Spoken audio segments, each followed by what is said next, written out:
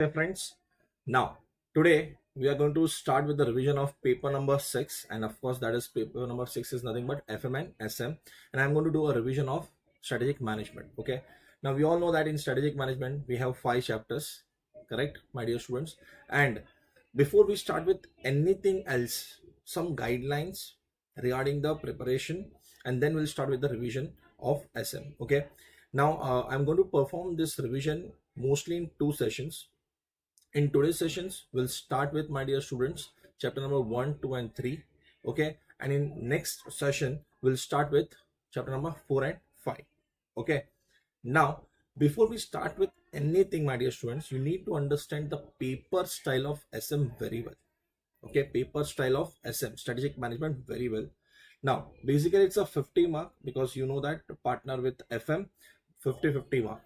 So in 50 mark, it's divided into two parts. One is MCQ and another is totally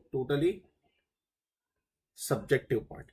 Okay. Now 15 marks, we know that MCQ, and 35 marks subjective. Okay. Now in this also, my dear students, 15 mark, it's again divided into two part. A direct question will come, direct. Okay, which is of course, my dear students, 5 mark, and one will be case study based questions, 10 mark. Okay, in case study basically they are going to ask you 5 questions, 5 into 2, 10 marks. Okay, and in direct, okay, till now the paper pattern suggests, my dear students, till now, okay, it's basically they're asking 3 questions, and the bifurcation will be like 2 2 1. Yes, this is what the MCQ paper pattern. Now believe me, SM is one of the most scoring subject out of all theory subjects. Yes, only 5 chapters. Only 5 chapters, my dear students, you need to prepare. Most of the things, I will say 99% will come from the book itself. Only some of the case study based questions where you need to use your knowledge. Which knowledge? Whatever you have learned, based on that only you need to judge the topic. Again, they are not going to ask anything out of the syllabus. Okay, anything out of the syllabus, but they will frame a proper case study based questions, and they will try to see your knowledge. They will try to test your knowledge whether you know the concepts very well or not. Okay, now when we talk about subjective part, now in subjective part, question number 1, which will be compulsory, 15 mark, compulsory 15 marks, my dear students. Okay, and in that, A, B, C, 5 5 5. Mostly since last 3 exams, my dear students, they have asked these 3 questions, typically case study based questions. So which means you need to use your knowledge, whatever you have learned in the chapter number 1 2 3 4 5. Concept based questions will be there, and after that question number 2, 3 and 4 will come. Okay, 10 10 10, and of course you need to attempt any two from 2 3 and 4. Now in this also you will find AB 5 5. Okay, AB 5 5. But in question number 4, my dear students, A, B, and an internal option will be there for B. That's the best part. Okay, so 5 5 and 5. But of course, what I said, for B there will be internal option. So generally I suggest, my dear students, that you should try to attempt question number 4, because in that you will get option internally. Okay, now this is what your paper pattern for strategic management. Now let's start with revision, and at the end of the revision, when we will finish with all 5 chapters revision, definitely I will give you some good guidelines how to write the paper, how to attempt the questions, and how many points will be required, and what content will be required for your answers. And apart from that, how to get that idea that this question belongs to which chapter. Yes, that is also very important. Okay, and after these 2 sessions, my dear students, I will also try to cover in different videos. Okay, not right now, my dear students. Right now, our main aim is revision of all these 5 chapters. But apart from that, you will get multiple videos about strategic management where I will cover some case study based questions for MCQ. Yes, my dear students. And apart from that, I'm planning, my dear students, 50 MCQ questions, separate questions, not case study based, but some good questions of all covering all 5 chapters. That record will also come, lecture will also come, and I will record it for you. It will not come live, my dear students, but it will be recorded, which you will refer in your revision time. Okay. And apart from that, I'm also planning to get some good questions from either RTP or mock test, wherever some good questions will be there. Okay, look, I'm not going to solve all the questions, because easy questions you will be able to solve, my dear students, correct? But some good questions, some typical questions will cover, and obviously I will tell you that which RTP attempt or which mock test papers we are covering in that sessions. Okay, but right now our first aim is to cover what, my dear students? Revision. Okay, now today we'll try to cover chapter number 1, 2 and 3. Now, before we start with anything, my dear students, anything, you need to remember one basic principle of strategic management. Okay, basic principle of strategic management. When I say strategic management process, my dear students, it means what? 3 steps. Okay, please remember this equation from your chapter number 1 till chapter number 5. First, strategy formulation. Yes, first you need to frame the strategy. That will be the first part. Okay, once the strategy is created, and believe me, you actually follow, my dear students, you actually follow this equation very well. Like for example, in this last 3 months of preparation of May attempt, or maybe in September attempt, or maybe in Jan attempt, in any of the attempts, you all know that, my dear students, how will you start? Tell me, how will you start? You know that, correct? First, you always plan. Yes or no?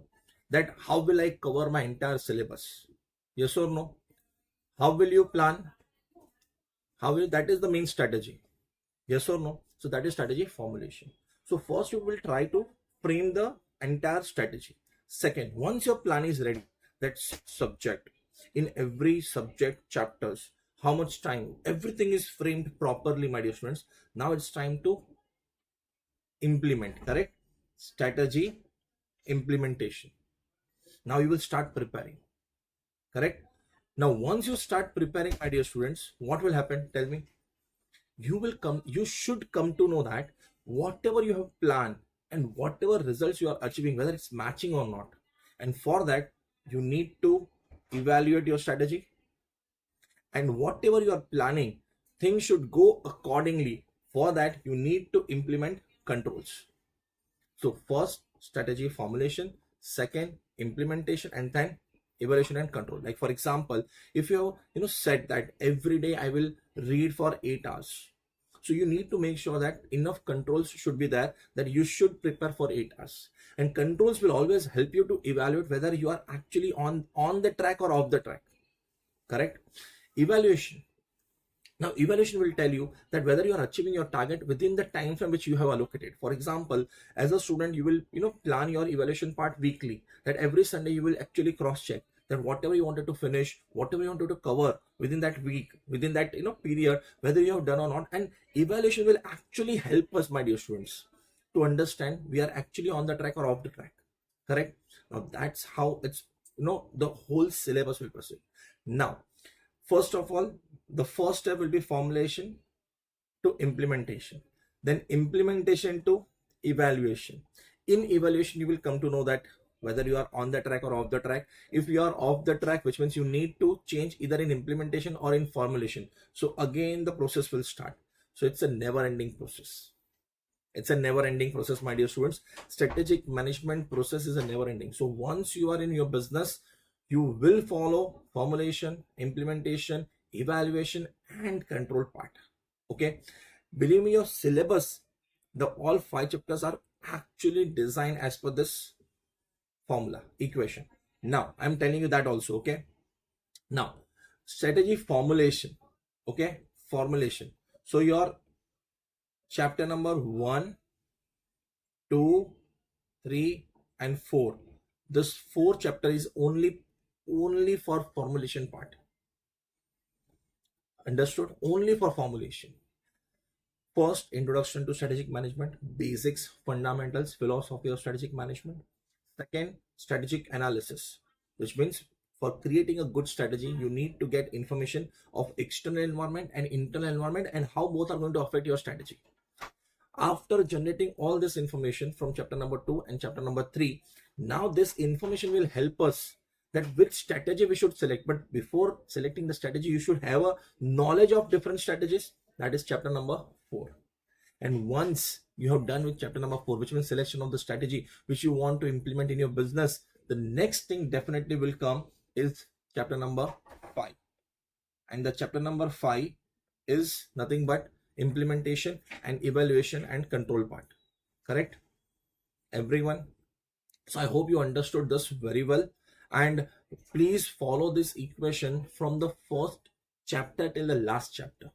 Okay, now we'll start with our revision of introduction to the strategic management, which means chapter number 1. As you start, first question should come to your mind that, my dear students, what it should come to your mind, that why we are preparing this subject. We are preparing this subject actually to gain the knowledge. Yes, because don't think that after becoming a chartered accountant you will only do practice or you will only do job. Third option, start. Third option means business. Okay, and it's not like that. Even if you are doing your own practice, my dear students, okay, yes, so in practice is also one form of business, my dear students. So how to add additional value in your practice will also you can learn from the strategic management subject. Now basically the fundamentals which we are going to learn in this subject is not only related to India, it's global. Everywhere in the world, my dear students, they will follow the same fundamentals. Understood? Whatever you're going to learn in these 5 chapters is the common fundamental across the globe. So don't think that this we are only learning from the Indian perspective. No, my dear students, the common fundamentals will be everywhere. Okay, now the next concept, my dear students, will start like this: why companies should follow strategic management. So we all know that today is a competitive world, and if you really want to survive in this competitive world, you need to differentiate yourself from your competitors. Correct? So when you follow strategic management principles, it will give you the strategic edge. Okay, yes, strategic edge means what? It will make you differ from your competitors. See, what is the most important thing is creating a competitive edge over your competitors. Like for example, some different marketing strategies, product innovations, different markets, involvement of different markets, so many things which you can do. Diversify from your current business to some new business, diversify from your current business to a similar business. This is what actually you can learn from this particular concepts. Now, when I talk about strategic management, because we are in a competitive world, no company, none of the corporate world operate in a vacuum, which means it's not like that you are the only player in that market. So when you will be in the market, there will be a lot of competitors. So how will you create that competitive edge? Using strategic management process, fundamentals of strategic management process. Okay, now before we start with the strategic management process, first you need to understand actually the 2 words of strategic management. One is strategy, another is management. Correct? Now that is what you need to learn. Now understand, when you think about strategic management, the 2 words you need to understand first. Obviously, strategy. Correct? Okay, you can see the strategy word, and another is management word. But look, when I think about management now, my dear students, believe me, people actually think like this. Okay, I'm telling you that management means what? Sir, CEO, CFO, managing director, vice president. Look, of course, one meaning of management will be like this, but the another meaning of management, because people generally define either this meaning or the meaning of which I'm going to tell you, nothing but process. So management is actually 2 concepts, my dear students. One, management means key group of people, and another meaning is, my dear students, It's a process. Now, the simplest meaning of planning, when I say management, which is I told you process, is nothing but first thing will be what? You tell me. It will be obviously, my dear students, planning, correct? Then staffing, directing, controlling. These are the various parts of the process. That is also part meaning one meaning of management. But when I say key group of people, which means obviously I will say CEO, CFO, managing directors, vice president, etc. Now these are the chief organ of the company. These people are the people who actually run the show, my dear students. These people actually decide what resources we require to achieve our long-term goals and how to allocate these resources. These people are responsible for the success or failure of the company, my dear students, correct? But these people, which means key group of people, need process. So that is another meaning of management. So that is what the initial part of your management word, my dear students. Okay, so in this two paragraph you will actually understand the two various meaning of management. One, I said key group of people, what is the meaning of key group of people, and another, management means process. And of course that process will be run by whom? Management. But which management? Key group of people. While reading, okay, again, today is our first session, and many students will always have doubt that from where we should study SM, sir. Should we refer notes or should we refer study material? Look, as per my opinion, study material is the best material given by our God. Okay, I hope you understood. So best material is this. Everything, the whole syllabus, my dear students, they have created step by step perfectly in chapter by chapter, perfect. I know that some people, yes, sir, everything is in paragraph form, but in exam we can't write a paragraph form. We need the statements. So in notes of any faculty, whichever you are referring, my dear students, right now, it is in a very point form. It is very small notes. But do you know that, my dear students, in strategic management, especially in MCQ part, when they will frame a case study based MCQs, some single questions also, you need to have a good knowledge of the statements of study material. If you actually, of course, while reading, if you forgot or if you have not covered those statements, you will not be able to crack, my dear students, MCQs. And I will show you during this revision also, okay, that on internal small statements they have framed the MCQs either in RTP or in mock test or even after the chapters self-study part. So that is also possible. Okay, so this is what the concept of, my dear students, management. And now we are going for our next concept of strategy. Concept of strategy. Now when I say concept of strategy, my dear students, so why we are creating strategy? To respond the dynamic market conditions, correct? That is the most important job of strategy. Respond to the dynamic conditions, my dear students. Acha, apart from this, what is the other thing?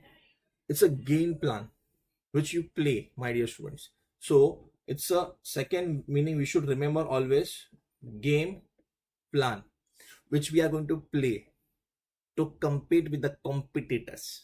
Okay, and the next is important word is blueprint. Now, blueprint means future. Okay, so it's basically future, my dear students. What you want to be in your future, for that it's a blueprint.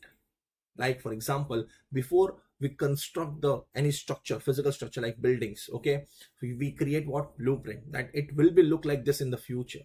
So how the organization will look in the future, for that also we need blueprint, and that is also part of, my dear students, strategy. So whenever you start studying, my dear students, you should remember this main word of strategy. First, it respond to the dynamic environment, correct? Second, it's a game plan, and the third, you should remember blueprint.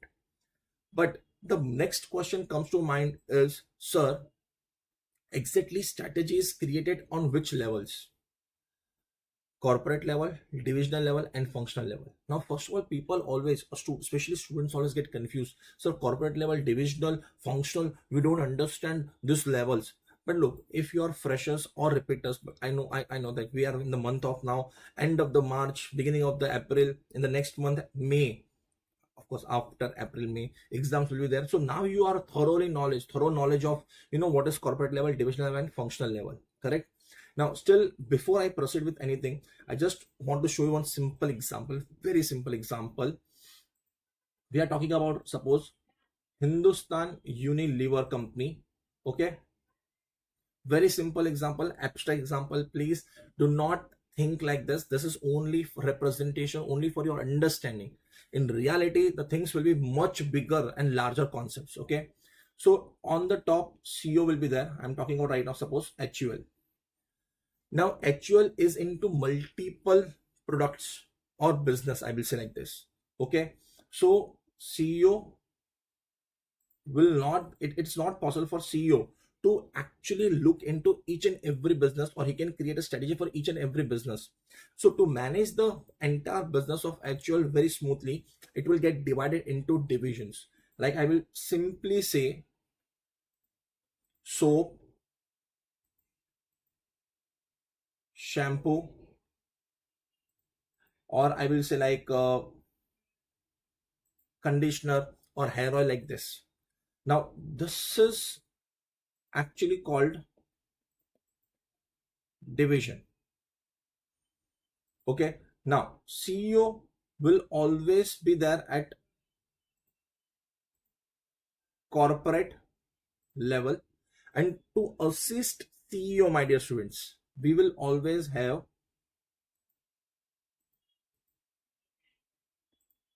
corporate staff. Okay, now in division also we'll have divisional manager, but in every division there will be multiple functions, my dear students, multiple functions. Now some of the most common functions, if we talk about, so of course the most common will be HR, finance, procurement, sales, and then warehousing, logistic.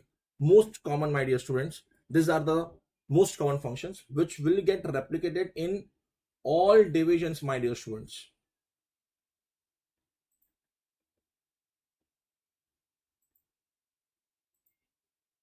Okay, so obviously I'm not going to waste multiple times. Now this is what known as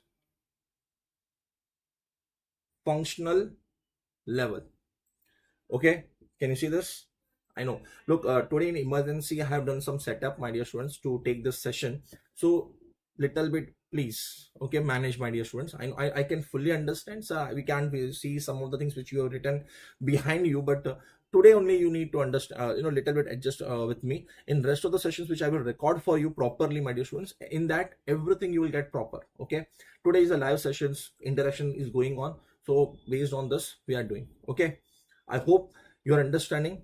Corporate level, which means top CEO, then divisional managers, second level, and then functional levels, you can see third. I hope you can see here. Okay, functional levels will always get replicated in every division. So you can see soap, you can see shampoo, next one, my dear students, and you can also see the next conditioner. Over that you will get replicated. Okay, now strategy, actually, my dear students, believe me, we actually create strategy at corporate level also, divisional level also, and functional level also. But it depends. When I say strategy is created at corporate level, first corporate top, okay, I will say like this, you can see here corporate. So it is for the entire organization, entire HUL, Hindustan Unilever. Okay, the strategy which is taken at the corporate level.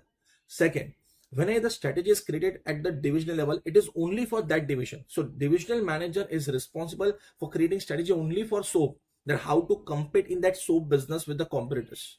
And when we talk about the functional level strategy, it is only for that particular function, my dear students.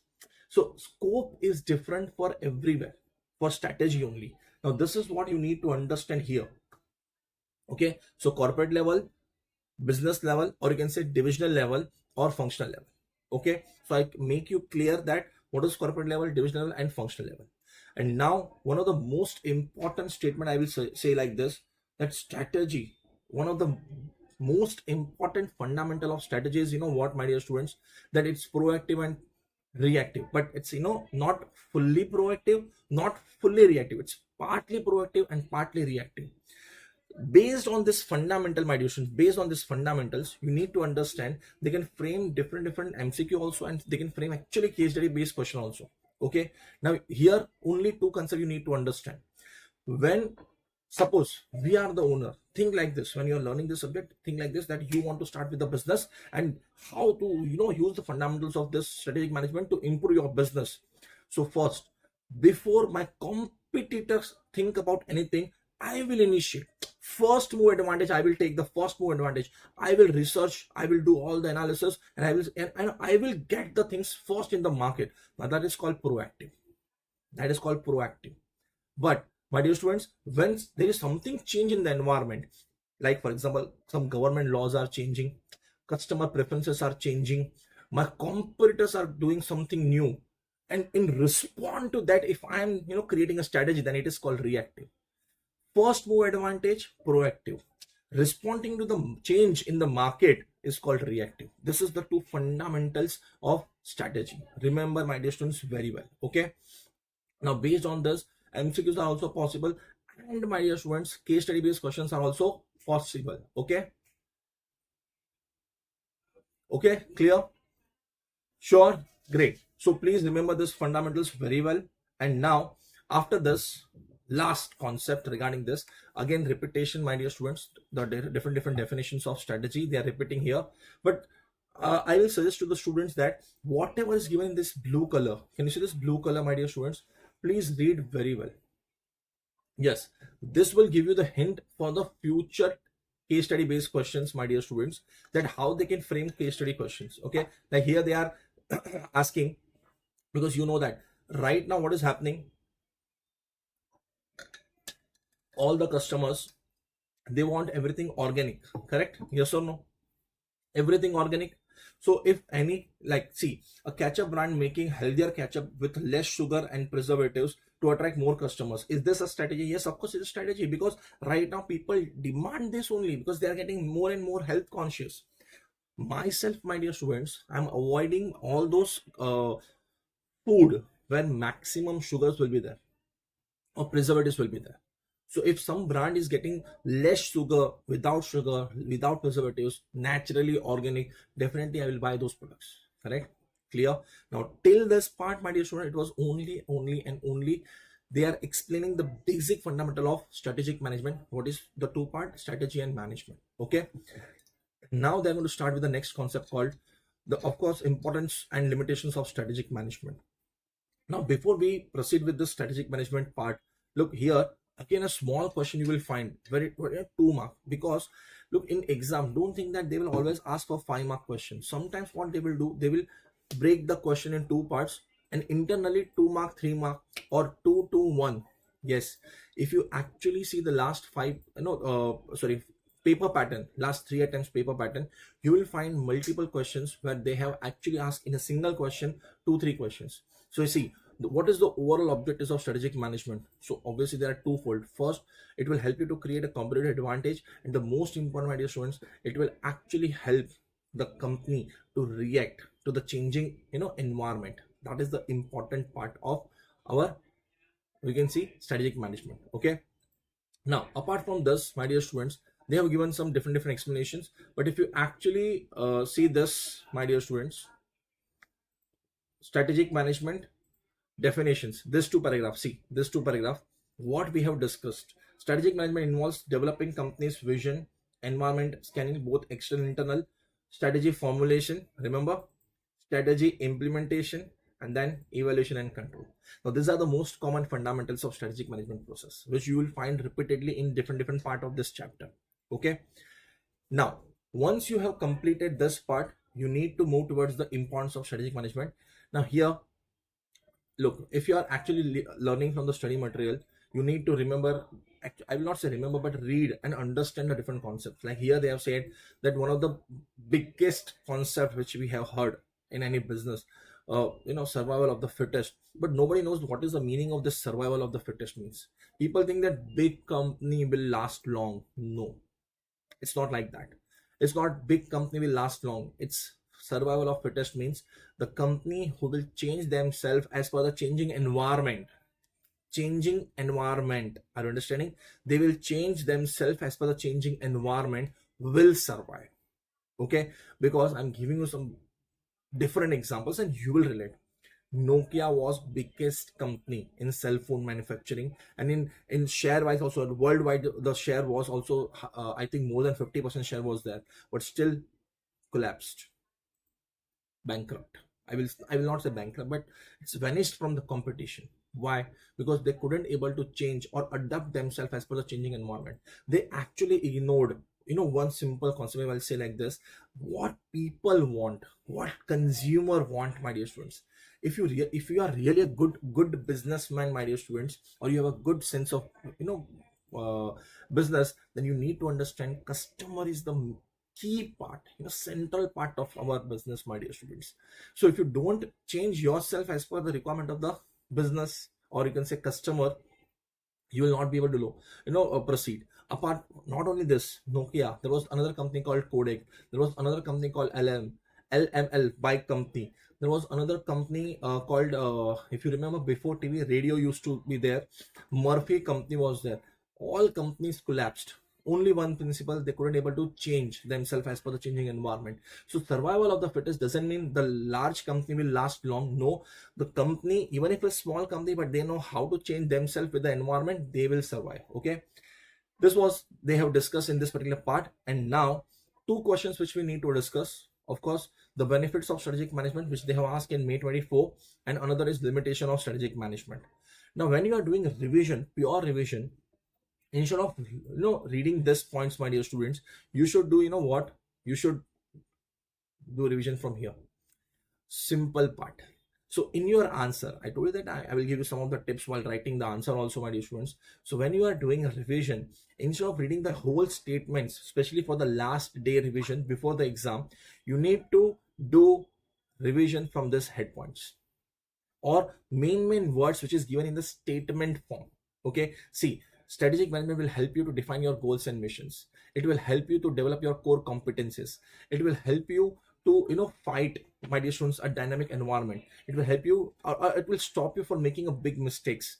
When you follow the fundamentals of strategic management, your business life will expand, my dear students. Okay, it will help you to provide a framework for taking all the decisions for yourself, my dear students. So like this, you will be able to remember all these points, my dear students. But when you think about, my dear students, limitation of strategic management, when you think about limitation of strategic management, then four important concepts will come here also. See, you can do revision from here also, but just because we are doing revision, and look, advantage was simple, but here discussion is required.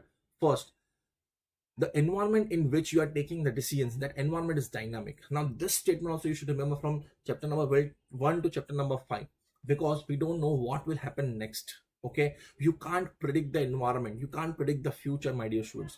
The simple example, Ola started with the confidence that future is EV, but what happened? Because of some faults in their Ola scooters, people avoided buying EV scooters. Now, that is the biggest problem. So without understanding, without proper testing, they have introduced the market, and what happened? Market rejected the product because the product was not up to the mark, my dear students. So the environment is very dynamic. Second, strategic management is a time consuming process. You know why? Because you need to take lot of factors into consideration. You need to meet all the different experts. You need to involve your important people again and again in discussions, brainstorming sessions. Now what will happen? Because of this involvement again and again, because of these meetings, your regular work will get affected. Operations of the company, regular day-to-day operations will get affected. That's why it is called time consuming process. The third is costly. Now why it is costly? Because, my dear students, for creating a good strategy, you need to involve experts, and experts are costly, my dear students. You need to spend good amount of money for strategic experts. Okay, or you can say strategist to whom you want to appoint. Okay, so that's why it is a costly process. And the next, my dear students, the most important, in this competitive world, okay, you want to create a strategy, but understand, you don't know what your competitors are doing, will be their response to your strategy? That you can't predict, my dear students. So these are the biggest four limitations of strategic management. Now, despite this limitation, still why we are following the fundamentals of strategic management? Tell me why. Because benefits are more. Okay, benefits are more, my dear students, and that's why we are following the fundamentals of strategic management. So you can see the next small case study coming. So I'm giving you 2 minutes, just refer that case study.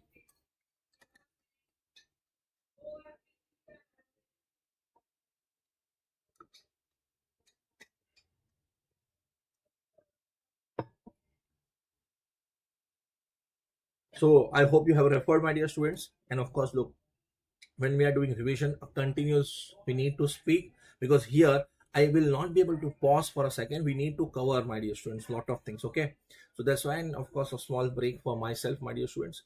Now, till here, actually, if you see this chapter now, till here, you have very basics, and only two questions came: benefits and limitations. Initially, management, strategy, actually, the theory part for case study based MCQs, it is very important. But the real topic, of course, the real content of this chapter will actually start from this particular topic. Now, my next question to you, my dear students, tell me why you want to create strategy, why you want to get yourself involved into the strategic management process. Have you ever thought why you want to formulate, why you want to implement, why you want to evaluate? What is the main reason? Now that main reason is actually the main topic: strategic intent. See the purpose. Can you see the here what is written here, my dear students? Strategic intent refers to the purpose of what business strive to. For senior managers must define what they want to do and why they want to do. Because look, if you don't have a purpose, if you don't have purpose, my dear students, then understand for what you will create strategy. You need, look, if you want to compete, again, that competition is a purpose. You want to make yourself, that bigger than the current market position. You need that is again your purpose. So before starting the strategic management process, my dear students, you need to understand the purpose. And that an important part of that purpose is why we want to do this. Answer why. If you create, if you go with this strategy, or if you initiate this process, what we can achieve, my dear students. Now, I was telling you that why it is important to read study material. Okay, now I have seen one particular MCQ where on this statement, can you see this? They have framed the MCQ only on this statement: strategic intent can be understood as a philosophical base of strategic management. Philosophical means the first stage, fundamental. The whole process of formulation, implementation, and then evaluation and control will actually initiate it or start from this purpose. Okay, what we want to be in the future, my dear students, what we want to achieve. Like for example, I'm just giving a simple example right now when I'm teaching strategic management. So in that case, what will be my dear students purpose? That I want to be the top 3 faculty. Right now I don't know on which number I am, my dear students. Okay, how many students knows me very well, but now when I will start, I will strategize, in such a way that in the next 6 months, in the next 1 year, or next 2 years, I don't know right now time frame, but I want to be in top 3. And for that, what will I do? Strategy formulation. What I supposed to do? Like more Instagram videos, more lectures, physical lectures, more online YouTube lectures. Are you understanding? Now first I will create a plan, then I will implement, and then of course I will evaluate whether I'm able to reach that my ultimate purpose or not. Okay, so remember, this is the main topic. Now when I talk about the strategic intent, now at 3 different levels, my dear students, that strategic intent will be realized, because strategic intent will cover, because after strategic intent, first thing will start with vision, next mission, next goals and objectives, and finally values. Correct? So these are the basic part of your strategic intent. Now when I talk about vision and mission, then obviously it will be at the corporate level. Yes, when I talk about goals and objectives, realization, my dear students, of our vision and mission. That will be at business level, or you can say corporate level. Okay, and then all these things will be actually achieved, realized at operational level, or you can say functional level. So you can see the star mark which I have done. If you read this paragraph very well, you will understand how strategic intent will be realized, my dear students. Okay, sure. Just please read your statements and paragraph very well. Okay, now before we start with actually our topic, they have given everything in trailer form: vision, then mission, then goals and objectives, and fourth is values. Now, what is vision? Vision means where I want to land in the future. That is the simplest meaning if I can tell. Okay, believe me, before I actually proceed, my dear students, I just want to show that people always think that this vision, mission, all are what theory. I will show you one practical part. Of course, right now, my dear students, see now. When again, this photo I have taken, my dear students, with the permission of the person over there. I think few months back, I visited SBI, my dear students, and see the power of observation. I have observed that in their main entrance, my dear students, they have kept this vision, mission, and values. So whenever the employee of the company will enter in the premises, their first will have a look on this frame. They have defined. Now, what is this? This is also called articulate. Articulate means don't keep anything in verbal form, keep it in written form. Okay, so every company will always have their vision, their mission, their values. Are you understanding? Because goals and objectives will change. Obviously, every company's vision, mission, and values will also differ, my dear students. But goals and objectives are always operational part. That's why it is not there in this particular frame. Practical example. People think that strategic management is a theory. See the practical. Okay. Last month, my dear students, I was in another city, and in particular university, I will not take the name of the university. Over there also, their first board, when you enter into that premises, they have kept their vision, their mission, and values.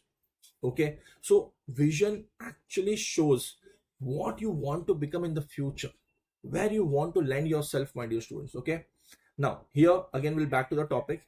Now, mission. I have actually observed that many students who actually do self-study, they always have a confusion that, sir, what is the difference between vision and mission? We don't understand. Look, vision means, what? It's a future state. So I will show you like this. Okay. Right now, this is your present, and where you want to be in future. Okay, I will simply write future. Okay, so obviously from here to here you need to go, correct? So vision is the future state, always remember, because in exam, yes, my dear students, in exam sometimes they will give you the statements and they will tell you identify whether it's a vision or mission or goals and objectives or values. So if that statement says that company wants to be a market leader in the future, it means it's their vision. Okay, but to reach to the future, okay, to make your vision reality, first you need to understand your present. Yes, so mission will always help you, my dear students, to understand what business you are in, what business you are, what you are doing. Okay, right now what is the purpose of your business? That is the most important thing. You need to understand present. Mission actually shows you where you are, because once you understand where you are, then only you can plan for future. Next, simple. Vision and mission both are actually on paper, which means theory part. It's a discussions, then writing paper, all the okay, but real execution is goals and objectives. Now, the framework which you will create from here to here to reach from here to here. Okay, I'm going to use just a different color. from here to here. For that, you need goals and objectives. Okay.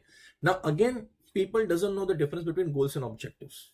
So, my dear students, actually goals are open-ended, or you can say long-term. Yes, open-ended means there is no boundaries, because we don't know na, in the future environment will change, so our goals will also change. But objectives are close-ended, which means they're always defined, time-bounded. So when you start simple task, one task, when you complete, so you are completing your one objectives, and collectively objectives, look, I'm doing plus sign, this one task, when you're getting completing, first you have done, then next, ultimately it will help you to reach to your goal. So this is what the difference between objectives and goals. Objectives are always for actually defined time. Objectives will actually help us to realize our goals. Okay, this is the basic difference. But the problem is, after explaining the difference, they simply say that, however, look at here, see this statement.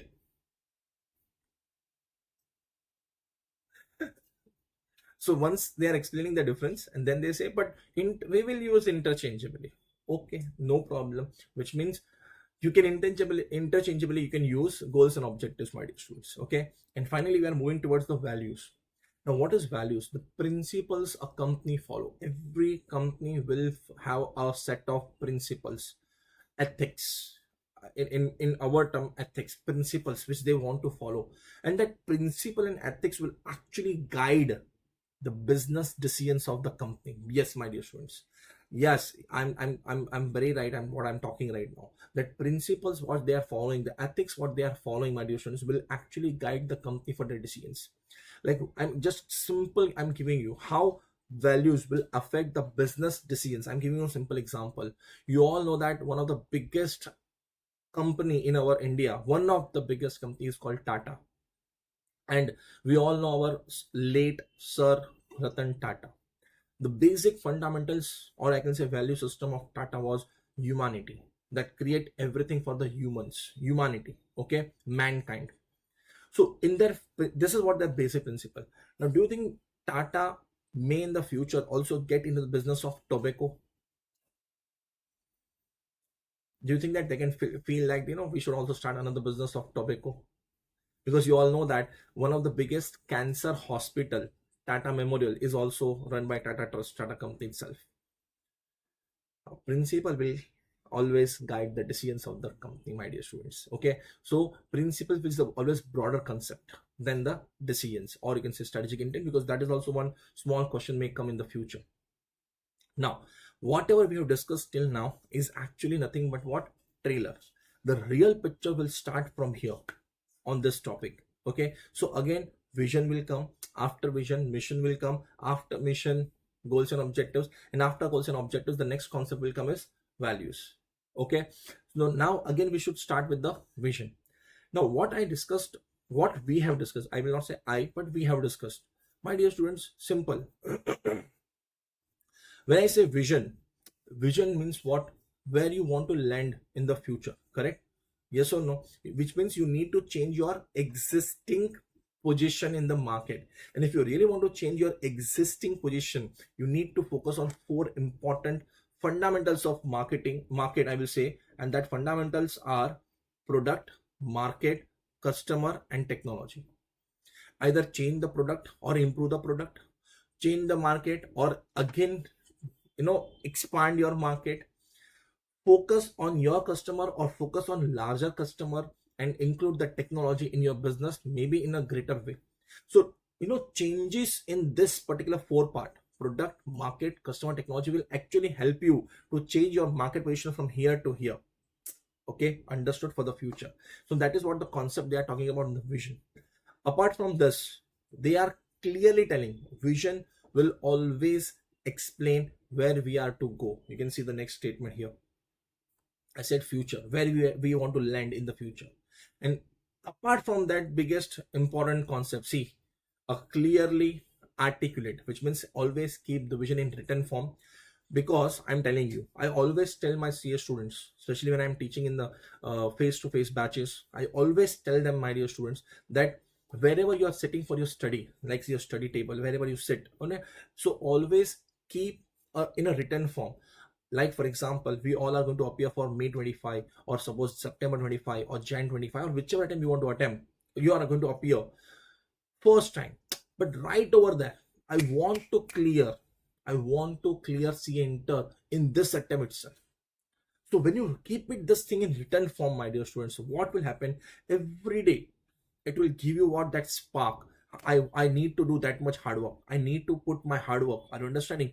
Yes, that's why they are telling. And I show you that SBI, they also kept in what, a written form, that whenever employee enters, they should see the company's, they should think about, and they should understand the company's vision, that what we want to achieve in the future, what is our present, what we are serving right now, mission, and what are our values which we need to follow while delivering the product or services to our customer.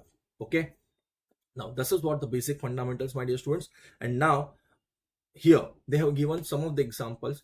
In fact, I think in probably maybe September exam, they have asked one MCQ, my dear students. Yes, they have asked one MCQs where they have given this statement. Can you see this statement?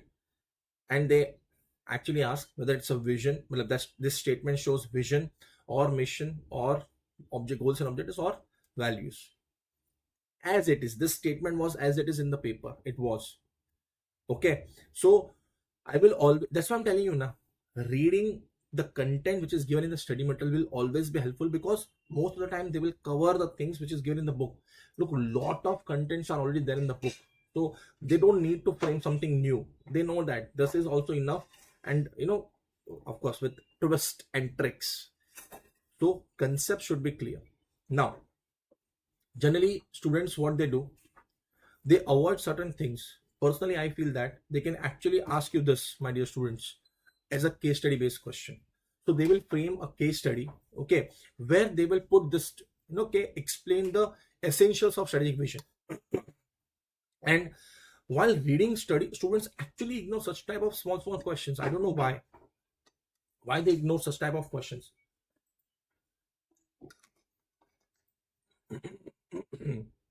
So here, essentials of strategic vision, 4 words you should remember. Simply 4 words. Look, every time I will not be able to, in every big questions, I will not be able to say that which words, because you need to understand while reading also. Like here, when you are actually thinking about vision, creating good vision, you should always think creatively. This is the word which you should think. Second, creating a good vision always require intelligent entrepreneurship. Third, it should be well articulated. And the fourth word, words, best worded. That word should inspire the people, and of course employees, yourself.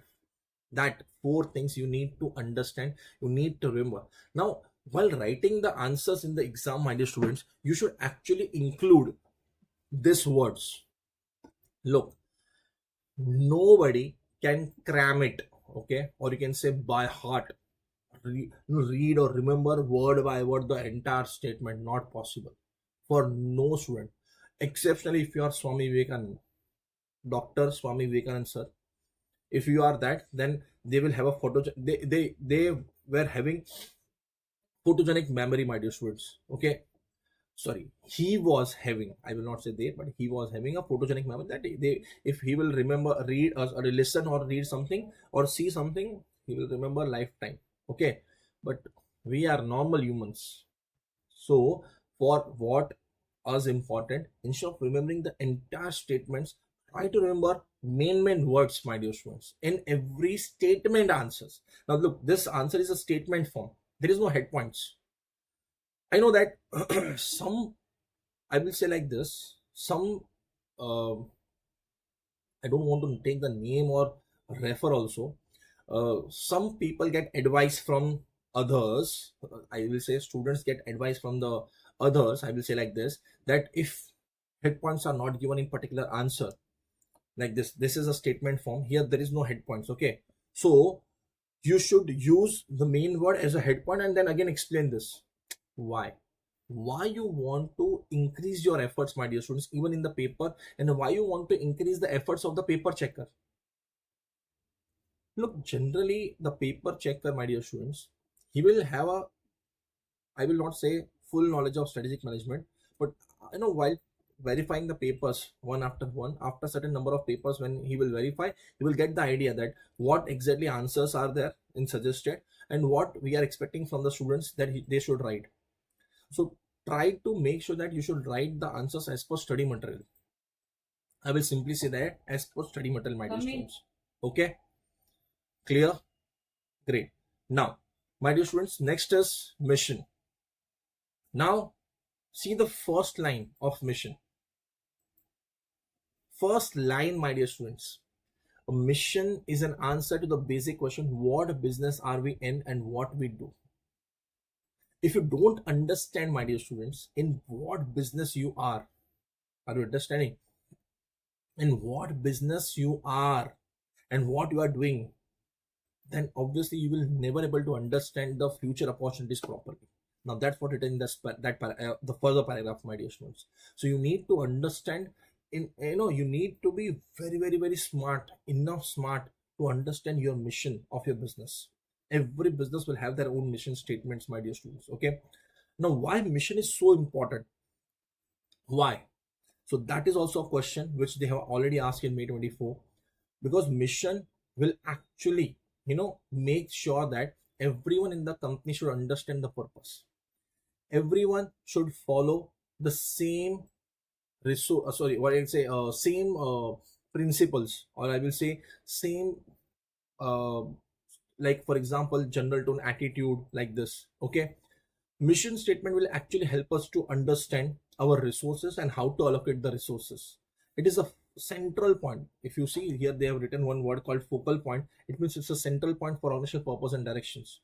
Now mission will actually help us to convert our goals and objectives, my dear students, into small tasks.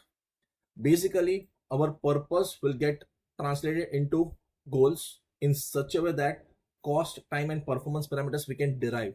So it is very important for us to understand mission, my dear students. Okay, but again, see, mission statements broadly describe an organization's present capability, customer focus, activities and business makeup.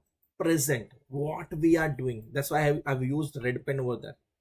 And again, we have mission statements of different companies.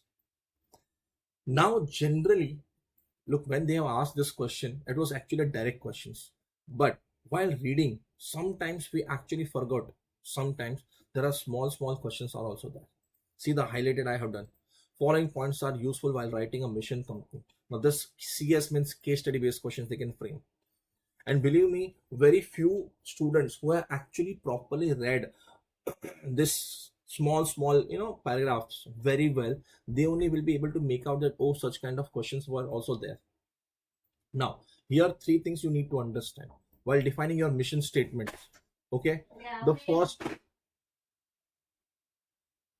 first, my dear students, that you should create a statement in such a way that it should provide you a special identity to your business. Now see, you should remember this. Okay, you should remember this. Second, my dear students, your mission statements also should be so clear that which customer you are targeting or what requirement you are fulfilling of your customer. Now that is second. And third, the most simple point, it should be unique to your organization, which means you should not copy from somewhere else. It should be unique to your organization. See, unique. See, here also there are three big points. But if you remember the main points, you can convert into your own statements. But that main points will be there now. Main words will be there now. So papers checker will give you marks, my dear students. Okay.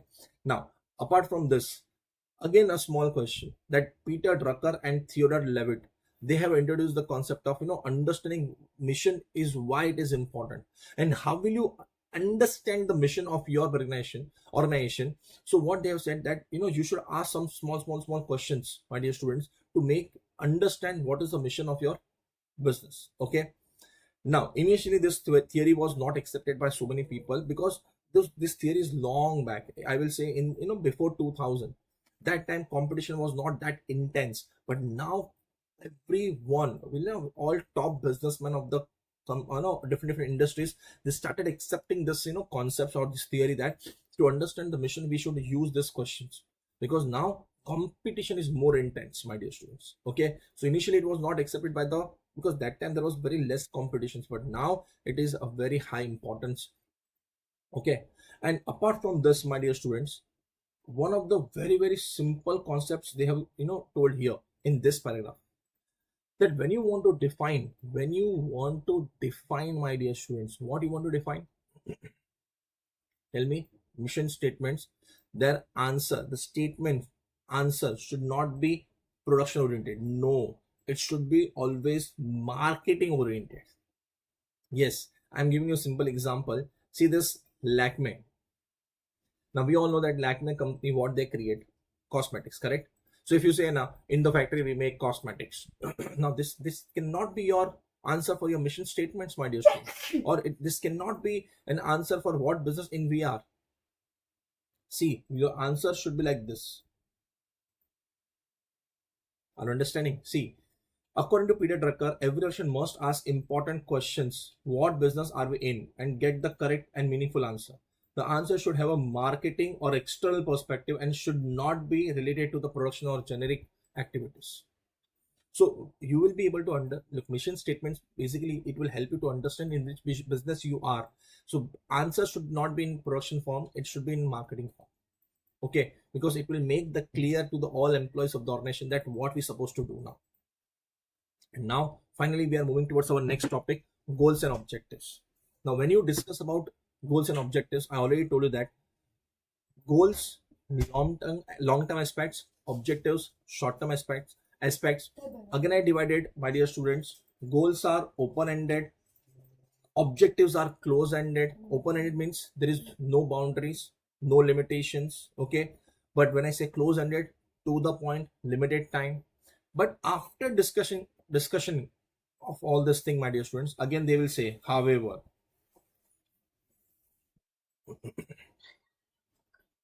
Okay, again this people say.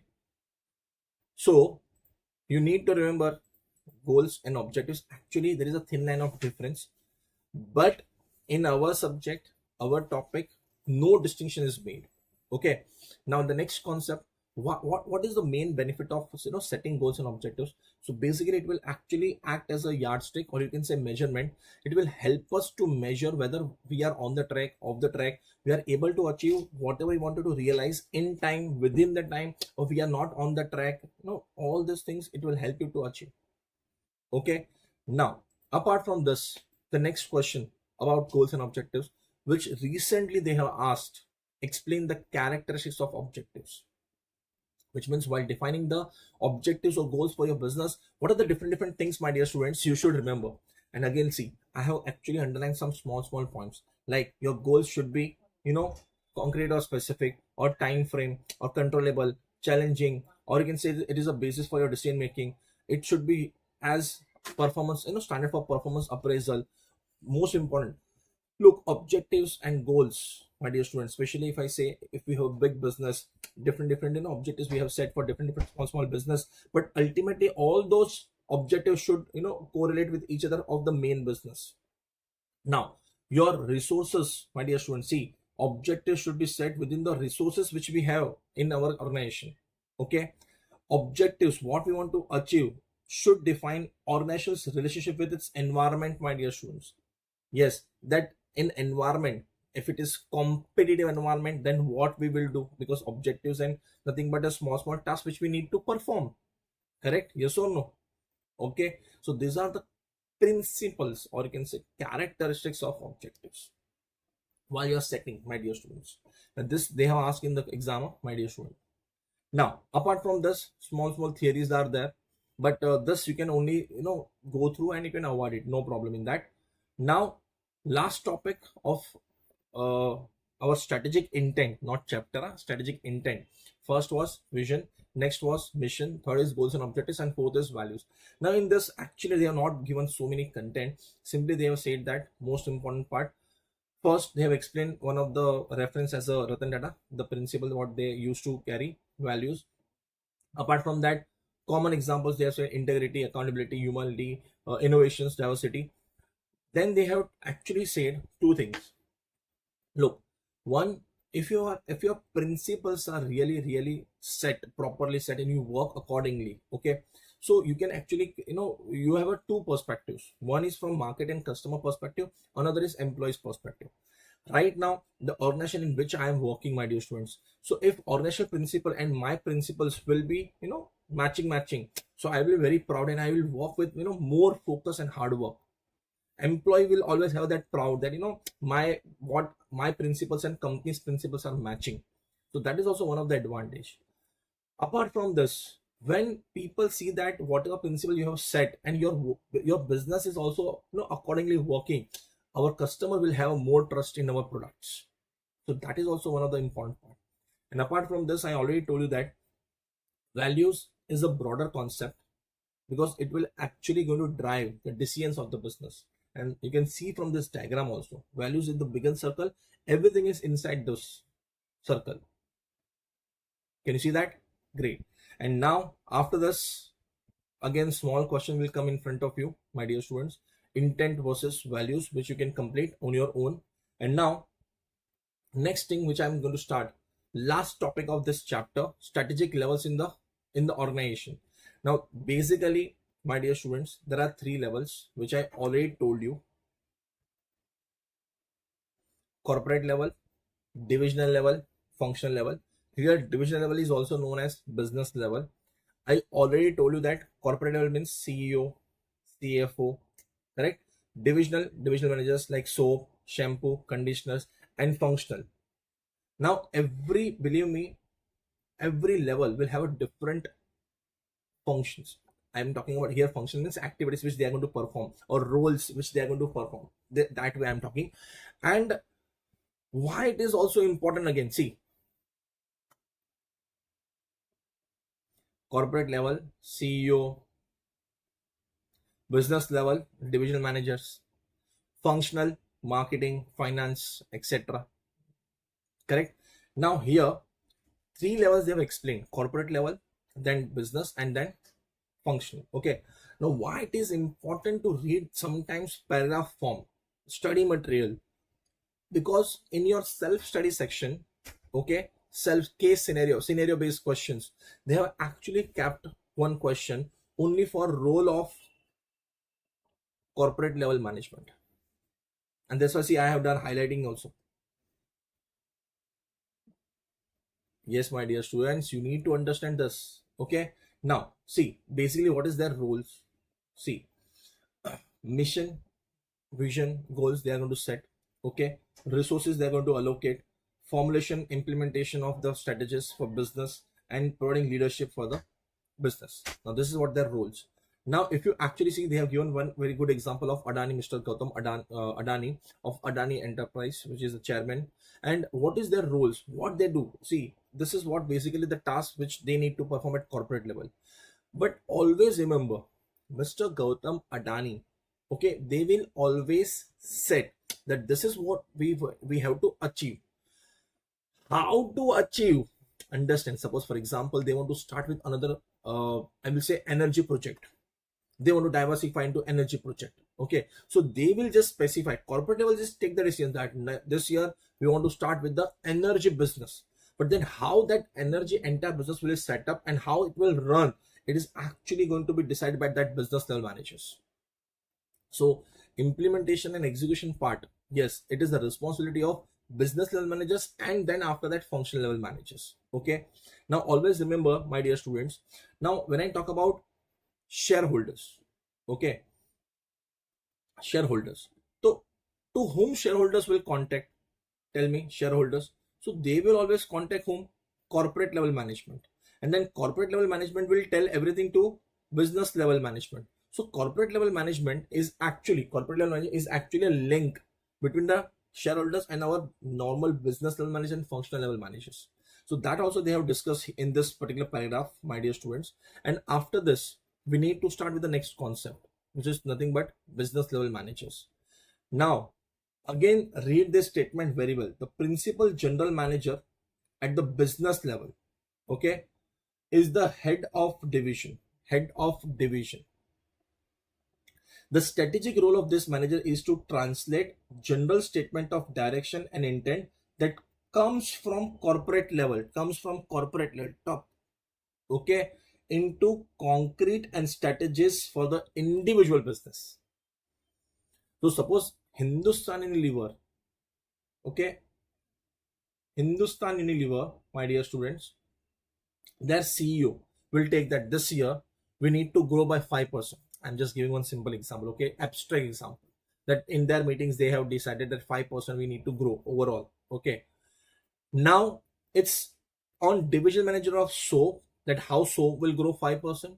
Division manager of shampoo, it is the responsibility of divisional manager of shampoo that how 5% will grow, and it is the responsibility of divisional manager of conditioner that how 5% it will grow. Understood? That is the meaning of that particular paragraph.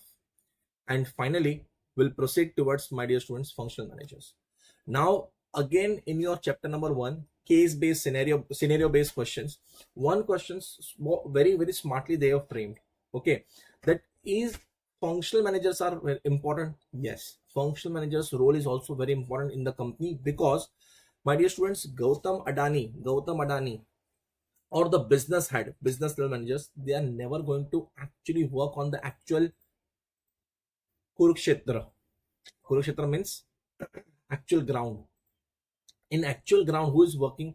Functional managers who are very close to your customer. Tell me, who are very close to your customer, suppliers, your functional managers. So they actually have a good knowledge about the what is going on at the ground level. So top level management, middle level management, which means corporate levels, business level, they should always involve in the good decision making process functional managers. Now this is what written in this 2 paragraph, and it is very important to remember, my dear students, read corporate level responsibilities, business level role, and of course functional level role, because they can frame MCQs. Please, in your study material, scenario based questions you should cover. And not only you should read the questions and just judge the answer, you should also read the answers which is given in the book. Yes, it will help you to understand how to write the answer for case study based questions.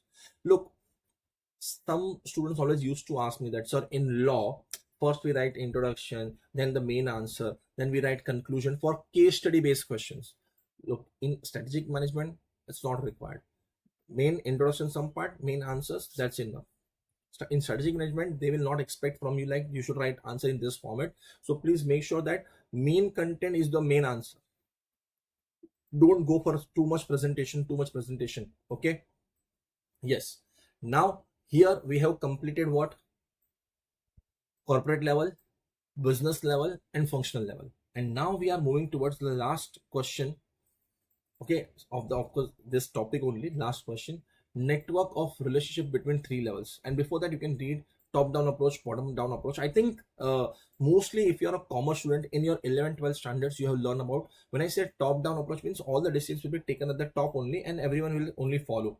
And when I talk about bottom up approach, which means it is almost all other different levels, people are involved in decision making process, so people will get enough chance, their voice in the decision making process. Generally settled company like Reliance, Infosys, Adani, settled company, they always go for top down approach. Generally they follow top down approach. But when you think about startups, when a business is growing, I know it's not has reached certain level, growing, so generally they will go for bottom up approach also, okay. Now based on this principles, we have another 3 different concepts, my dear students. You can see there are 3 major types of network of relationship between levels, and they have already asked this question in the exam also, my dear students, okay. So if you are repeaters, you know that this question they have asked. If you are freshers, you should know this question they have asked. Now when I talk about functional and divisional relationship, my dear students, now this diagram actually which you can see, so this is something called divisional. Okay, our corporate level managers will tell their decisions to divisional, and then divisional managers will make sure that they should perform whatever activities which is required for the corporate from the functional level. So this is actually called divisional structures. But if your business is very small, my dear students, small business, okay, then in small business either CEO or managing director will be there, but obviously they will not perform all the tasks of the business, they will only take the decisions. So for every different unique function of the organization, we'll have functional managers like HR, finance, procurement, sales, logistic. Now this is called functional structure. Yes, when you're dealing in small number of product, when you're dealing in small geographical area, so such kind of structures will also follow. This is called functional structure. This is something called divisional structure. This you will learn in detail in chapter number 5 also. Okay, so don't worry. Next, horizontal leadership. Horizontal means like this, which means they are showing that all the different employees all are at same level and they will have their voice in the decision making process. That is called horizontal leadership, or you can say structure. And you can see over there also they have written, my dear students, that it is very good for startups. Okay, and the next is matrix relationship. My dear students, now matrix relationship, again I will show you through picture. I will try to show you now. This is, now if your business is not a regular business, okay, like a production of, or suppose cell phone or production of laptop, regular business, if your business is like project based, like construction business, now in that, my dear students, your regular structures like divisional structures or functional structures, multi-divisional structures, strategic business unit, there are different structures which you know that in chapter number 5 you have learned, is not an ideal approach. So in that case we go for matrix structure, where, my dear students, yes, you can see properly, okay, my dear students, that our functional divisions, you can see HR, finance, IT, marketing, and project base. So it's actually a reality, if I say it's a hybrid of divisional and functional. Divisional and functional structure, it's a hybrid. In chapter number 5 details are there. Okay, now what we will do, whenever a new project will come, can you see this project A? So a team will get ready, but every employee of that team, will come from I will show you like this, my dear students, now you can be more clear. Okay, see, every employee of that team, I'm talking about right now in a horizontal way. Okay, horizontal, like think like this. Now this is the team of project A, but every member is belongs to different functions. So different knowledge people will come together and complete that project. And what is the specialty of the matrix structure? That every employee will actually going to report to two different head, one horizontal, another vertical. Now this is what matrix structure, my dear students. Okay, matrix relationship. This is structure in our chapter number 5 also. So with this, we have completed the revision of chapter number 1. I hope I tried. Look, I'm using study material because I wanted to go step by step, topic by topic, and obviously it's a revision, so we cannot go into the detail.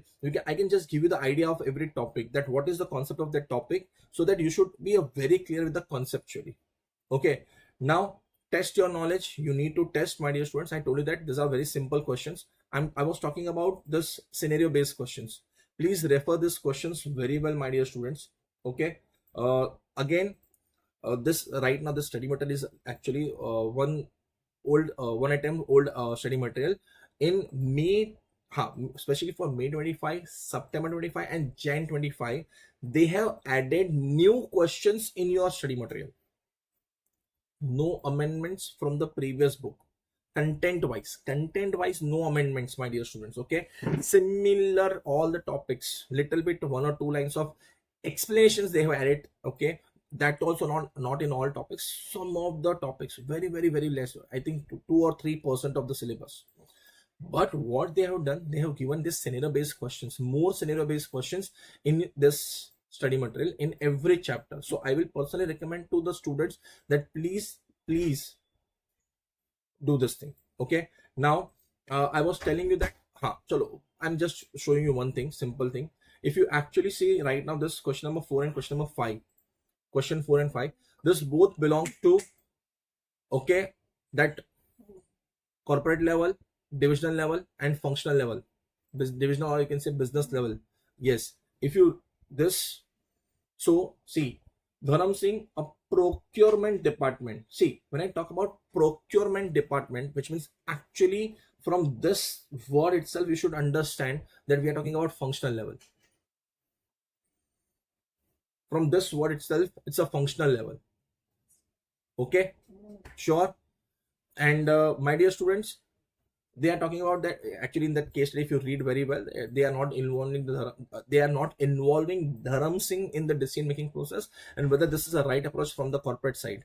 So that you need to discuss. Of course, it's not a right approach, because functional managers are equally important in the decision making, that you need to write the all explanations.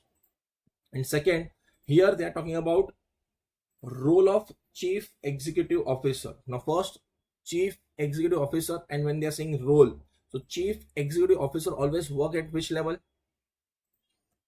Chief executive officer will work at which level, my dear students? Corporate level, correct? See, corporate level, correct? And role, so just now if you remember, we have done this.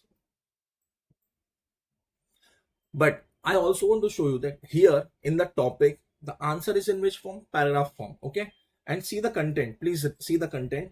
Defining mission, determining what business it should be, alluding resources, formulating and implementing strategies. This is the answer. Okay, now just see the answer which they have given.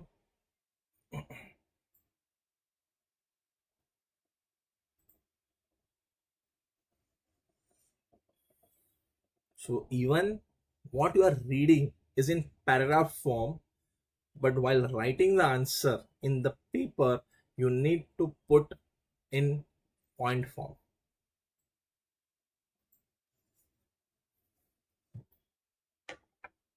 Okay,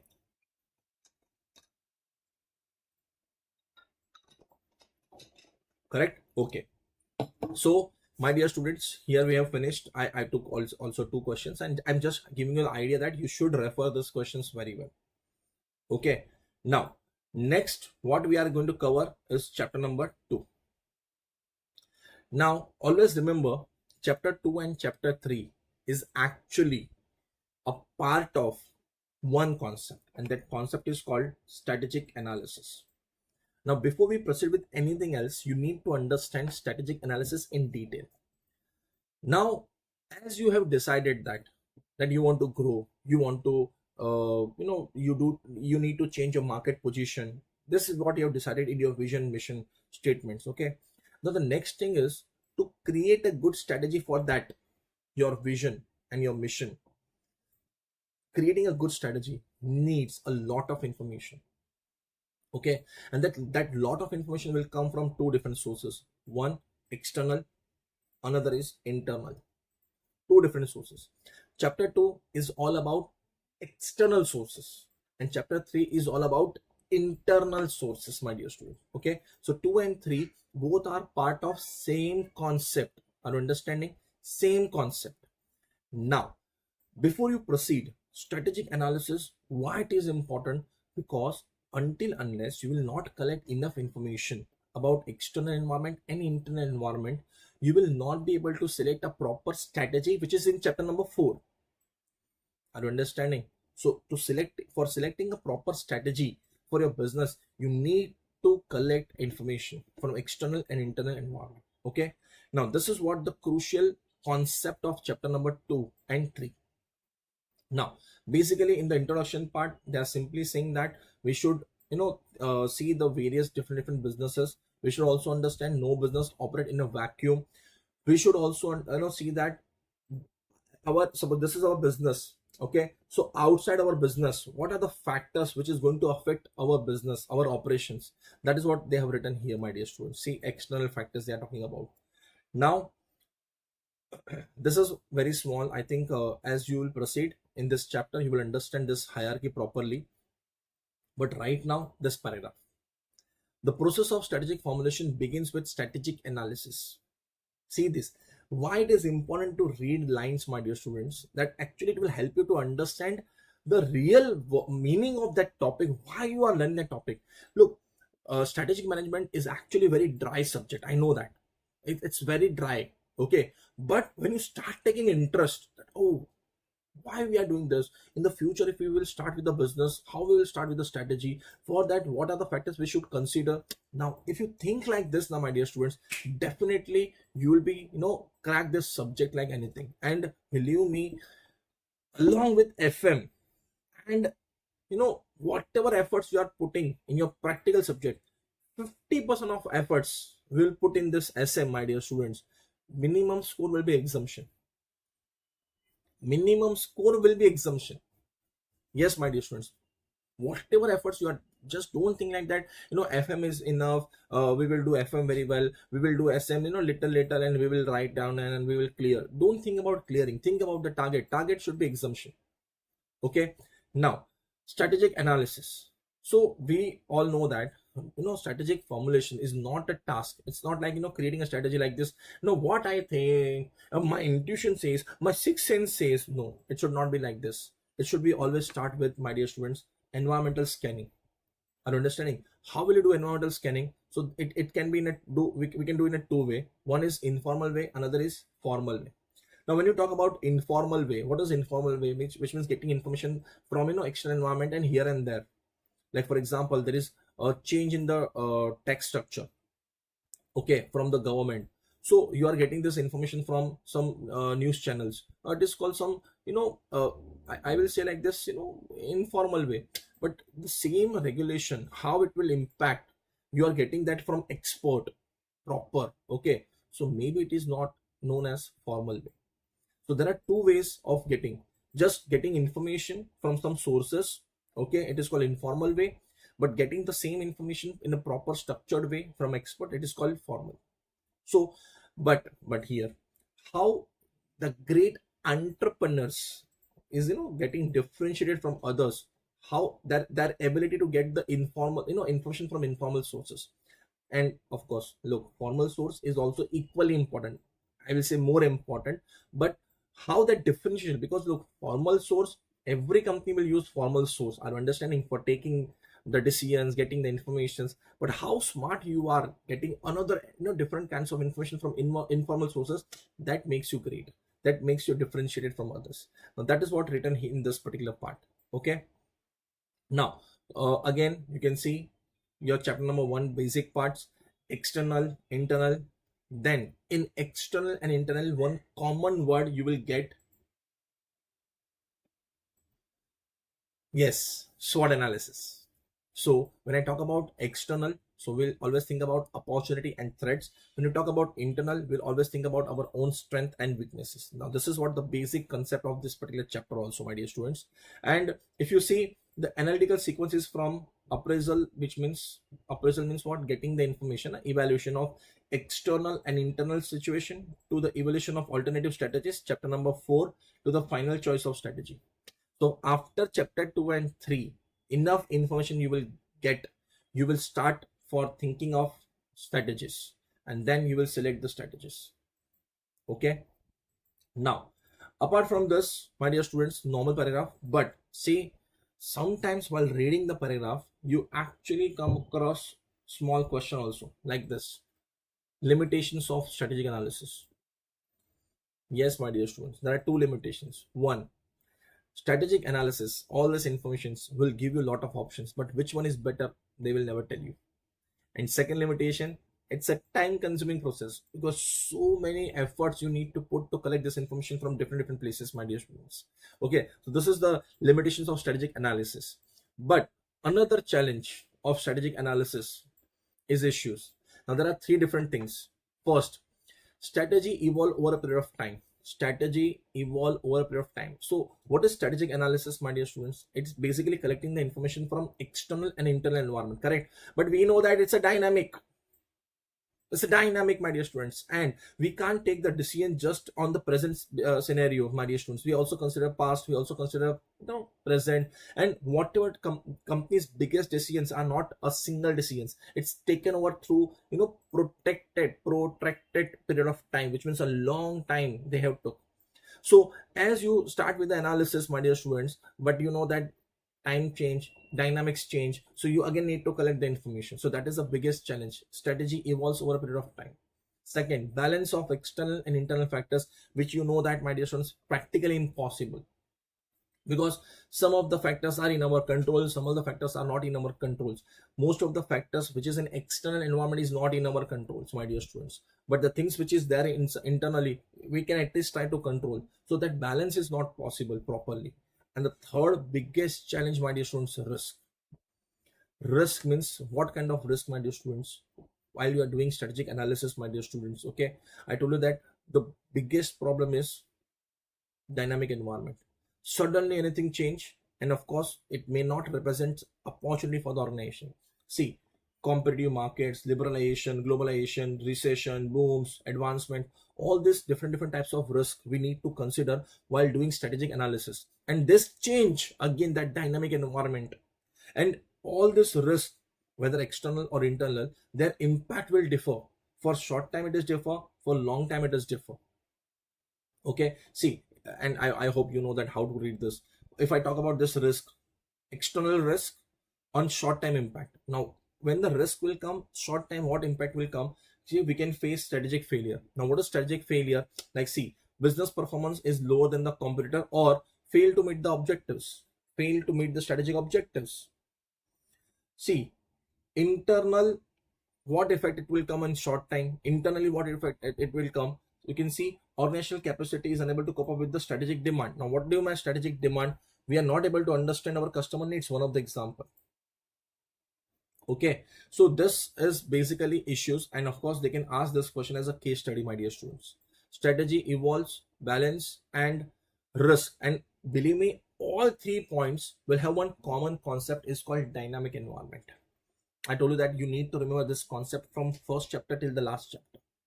Okay, and once you will finish this, a simple concept will come. Strategic analysis, externally what points you should consider, internally what point you should consider, that will come. But I think this is very simple, which you can manage on your own.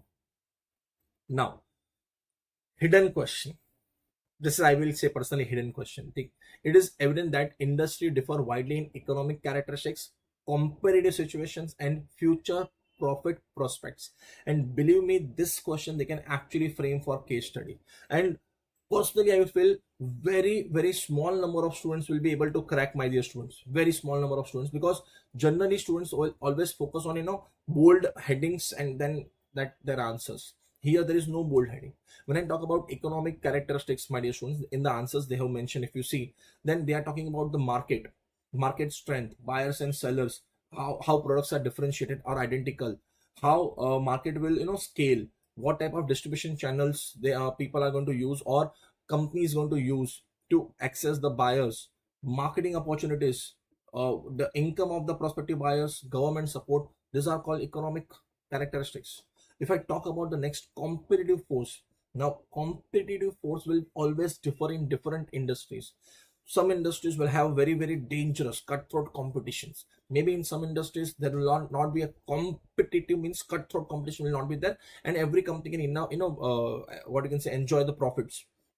And believe me, based on economic characteristics and competitive force, that industry, whether that industry is profitable or not, that will be defined.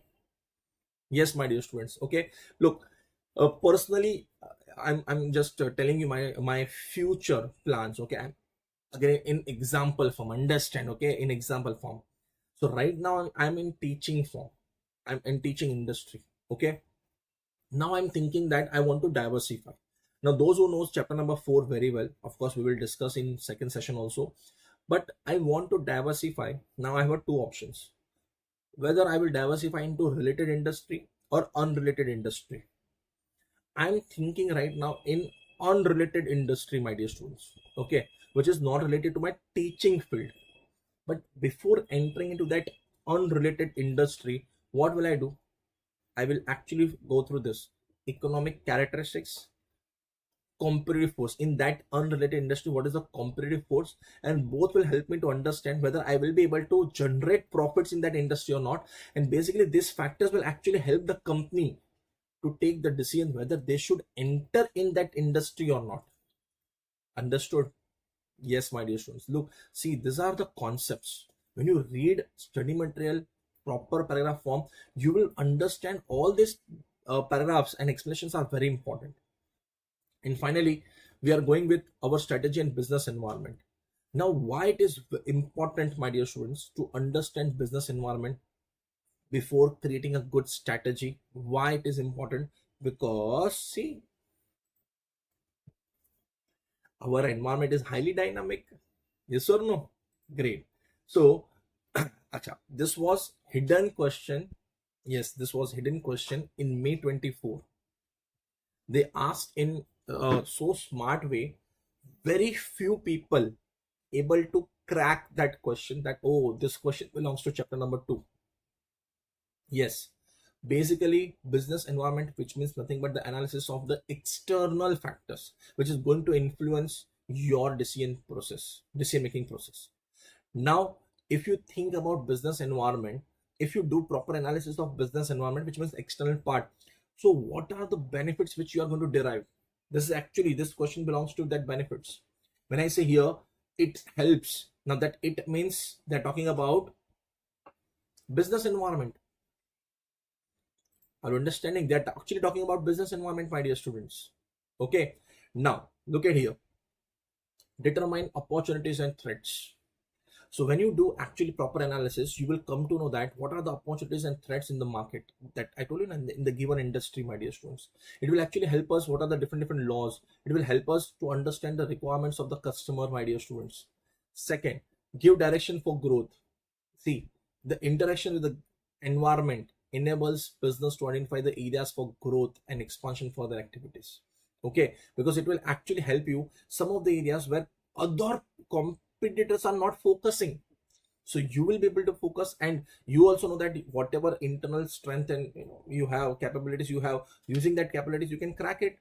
Third, image building. Sorry, continuous learning. Of course, look, analysis will always help you to grow, my student, because it will help you to grow your knowledge. So continuous learning is number point, but image building is very important point, because in environment what is happening, and if you actually behave according to them, and it is in the favor of the customer or government or local communities, then definitely your image will improve, my dear students. One of the best example they have given also in that particular paragraph.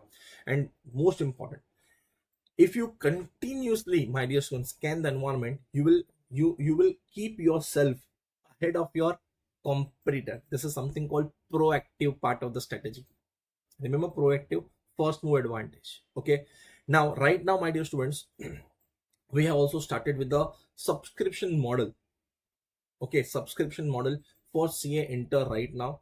In the future, we'll start with the foundation. We'll also start with the this CA final, and after slowly we will also start for the other foreign courses.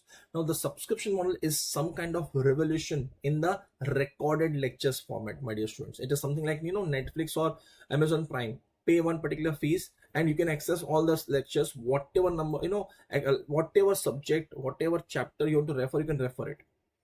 Subscription, every month you need to pay, and you will be able to access the lectures.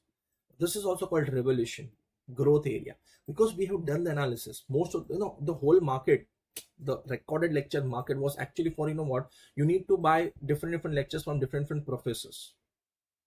Are you understanding? Then time frame will be differ, so many things. So for the benefit of the students, we started this as an opportunity. Okay, so see, here also strategic management fundamentals apply. Here also it is applied.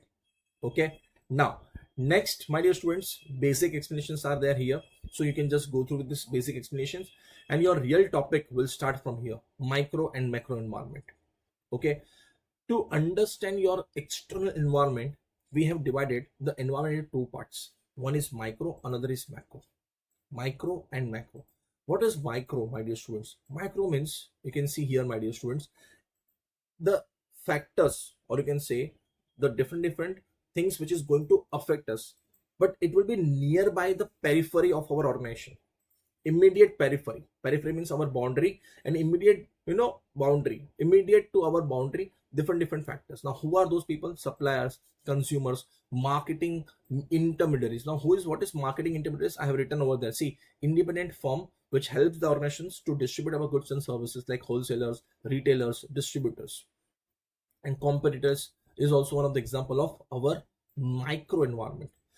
Again, when you are learning about micro and macro, most of the students will focus on macro environment because they have a topics, bigger content, but they forget small questions which they can ask in case study format like this. Within micro or immediate environment in which a firm operate, we need to address following issues. Explain the issues. Understood? Okay, apart from this, my dear students, now these are the, look, first of all, you need to understand your employees very well. Okay, second, your existing customer, the way in which firm can raise its finance, my dear students, our suppliers, and how we have a good relation with our suppliers. Local communities a word. Look, where you are, my dear students, your organization are actually set up, whether it's office or your factories, around the our setup, which are the other people who are operating over there, is actually part of local community, and how we are creating a very good relation with them is also going to affect the operations of the company. And of course, competitors, we are going to address them. So these are the different issues which you should focus in your micro environment. Okay, now for micro environment, they are not given much content, my dear students, but they can frame MCQs from here. Yes, either case study questions or MCQs. Like for example, if you read this, okay, in this they have not involved local community, but local community is also part of your micro environment. So they can frame a good case study, then they will say that out of this, like for example, odd man out, three will be the part of in micro environment, and of course one will not be the part of micro environment. But if you don't know that some odd words like employee is also part of your micro environment, how it is going to interact with the company, okay, or you can see this local community, so you should remember these words very well. Okay, now elements of macro environment. Now when I talk about macro environment, so we are talking about actually bigger concepts, my dear students, broad concepts. Here, look, again, when I talk about broad concepts, lot of things will come in our topic. They have covered 5 top micro environment factors. First, my dear students, the most important, demographic environment. When I talk about demographic environment, which means some of the things which comes to your mind, like male or female, gender, age, race means color. Look, in India, we don't think about discriminations concept, but if you go to foreign, so they will tell us brown people. Yes, my dear students, if there are categories like white people, black people, Indians are known as brown people. So that is what they're talking about. Apart from that, income, education, assets, what you are purchasing, job, different factors will we consider in demographic. Why? Understand, my dear students, understand this thing. Now, India is a country right now where their maximum population is considered in young people. But if you talk about Japan, my dear students, population's bigger percentage is in old age people. So obviously the requirement of these two age factors will be different. So for a multinational company, if they want to introduce some products, understand. So for Japan, it will be different. For India, it will differ. Apart from that, some of the different issues which you need to consider is called demographic trends. But people doesn't know the meaning of demographic trends. Look, demographic trend means like aging, shifting, education, family compositions. Now look, initially in India, joint families were there, but then slowly families got scattered.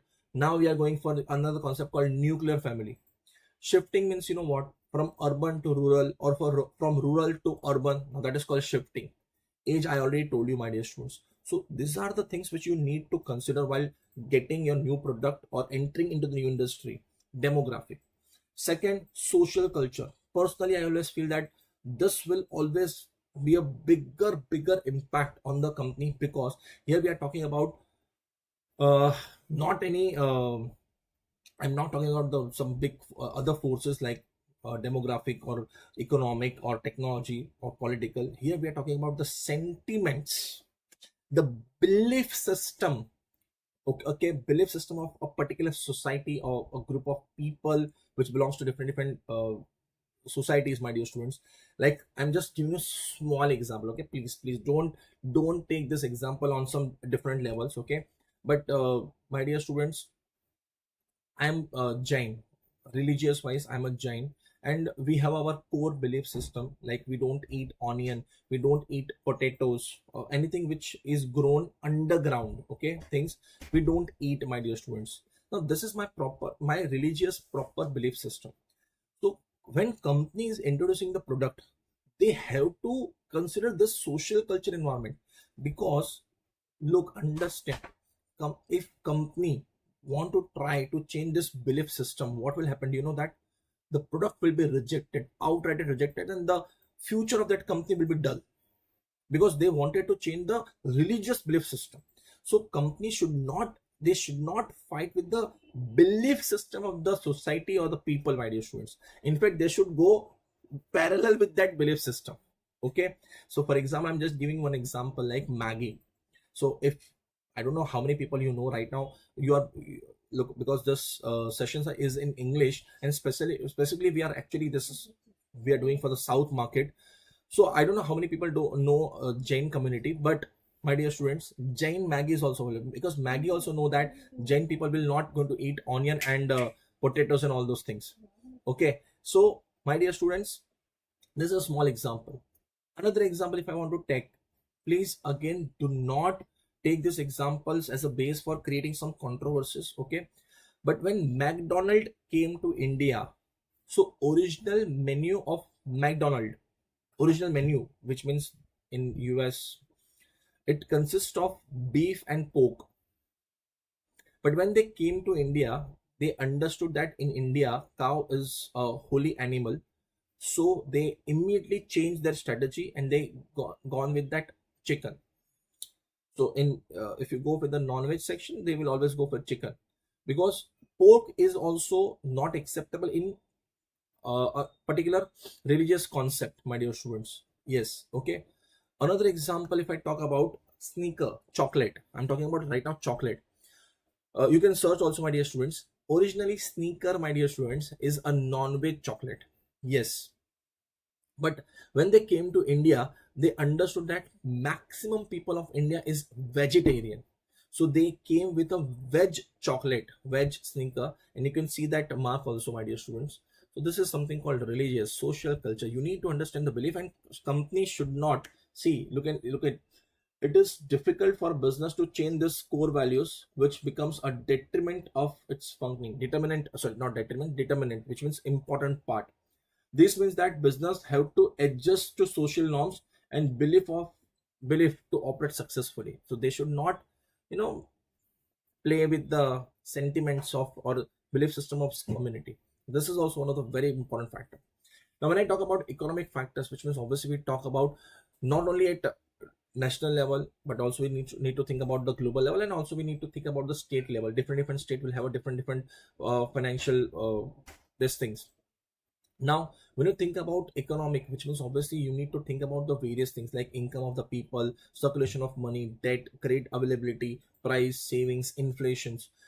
Interest rate is also one of the very important factor, my dear students. I don't know why how many people doesn't know, but higher the interest rate will always discourage the companies from taking the big loans, my dear students. Okay, because if the interest rate will be higher, and if they are taking loans, it will be difficult for company to survive, because they will always face cash crunch because of the high interest payments. So lower the interest will always, my dear students, motivate companies to take loans. And if company will take loans, they will always go for expansion plans. And if they will go for the expansion plans, my dear students, obviously the country will grow. Yes or no? So that is also one of the very important. And apart from that, GDP, capital market, reserves, foreign reserves, so many different things will also affect, my dear students, in economic industry, my dear, I will say like this. And companies will take all this thing into considerations. Now, next, political and legal environment. Now here also again two different factors.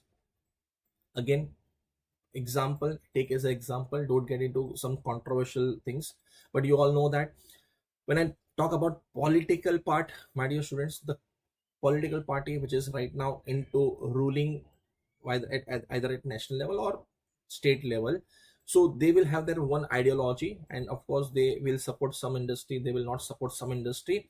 So you need to understand the ruling party, if they are not supporting particular industry, you should not get into that industry, avoid that industry itself right now, my dear students. Okay, because everything will be tough over there, because they are not going to support that industry.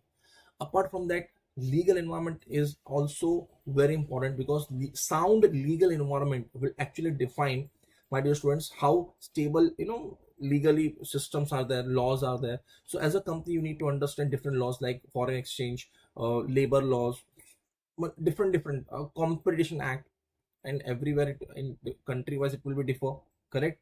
So you should have a good knowledge, because sound legal system will always attract the companies. Especially I will talk about, my dear students, multinational companies. Okay, look, when you are in already in, suppose right now, suppose I am already in India, so I know my systems very well.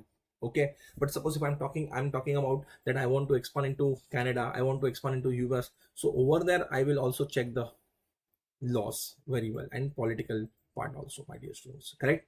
And finally, technological environment. You all know that how technology is actually affecting our day-to-day work. I'm just giving you one simple example. The companies who doesn't want to include technology in their business, understand, my dear students, companies who doesn't want to include technologies, believe me, they will be out of business soon. And companies who are integrating the technologies in their operations, they are going to grow like anything. Okay, now initially there was a concept called, if you remember, DMart. Okay, so what we used to do, on particular day, mummy, papa, maybe you will go to DMart, and trolley you will take, and then whatever stuff you require for the whole month, you will collect it, and then you will pay, and then you need to take those stuff to your place, correct? Yes or no? So that was the old concept, and initially DMart was not having that technological part, and still they doesn't have that technological part, because still DMart has a concept called online. You can place the order, then it will go to that what you can say, mini DMart mart, and then you need to collect from there, and it will take time, correct? On the other side, companies who understood the technology very well, they took the advantage, like Zepto, Blinkit. Okay, they are delivering literally, my dear students, in 10 to 15 minutes the product which you require at your home. Yes, my dear students. Few days back, I'm just giving a practical example. Few days back, my dear students, suddenly my mom told me that we don't have washing powder for the washing machine. So today, please go and buy from the market. Okay, I just opened Zepto, the powder which my mother wanted for our home. I ordered 7:45. I think in the morning I'm talking about 7:45. I have ordered. Okay, 7:45, and to my family's surprise, look, I was so knowing that in 10 minutes it will come. To my family's surprise, 8 o'clock and 5 minutes, the delivery person was there at my doorstep with my required powder. See, technology. And look, this revolutions actually came after Amazon, Flipkart, all came into the business. Now almost all the companies who are creating, or especially they are in retail sectors, they understood the importance of technology, that if they will not include the technology, like this online app based concept, internet based concept, because now in India internet is available almost to each and every person, almost, I will say, not 100%, I will say, but almost, my dear students, correct? And this Gen Z, Gen Alpha, they are more into technological part. They don't even I have seen, okay, one of my neighbor, uh, they wanted some potatoes. Okay, believe me, they ordered through Zepto, potatoes, vegetables, and I think you all know these things.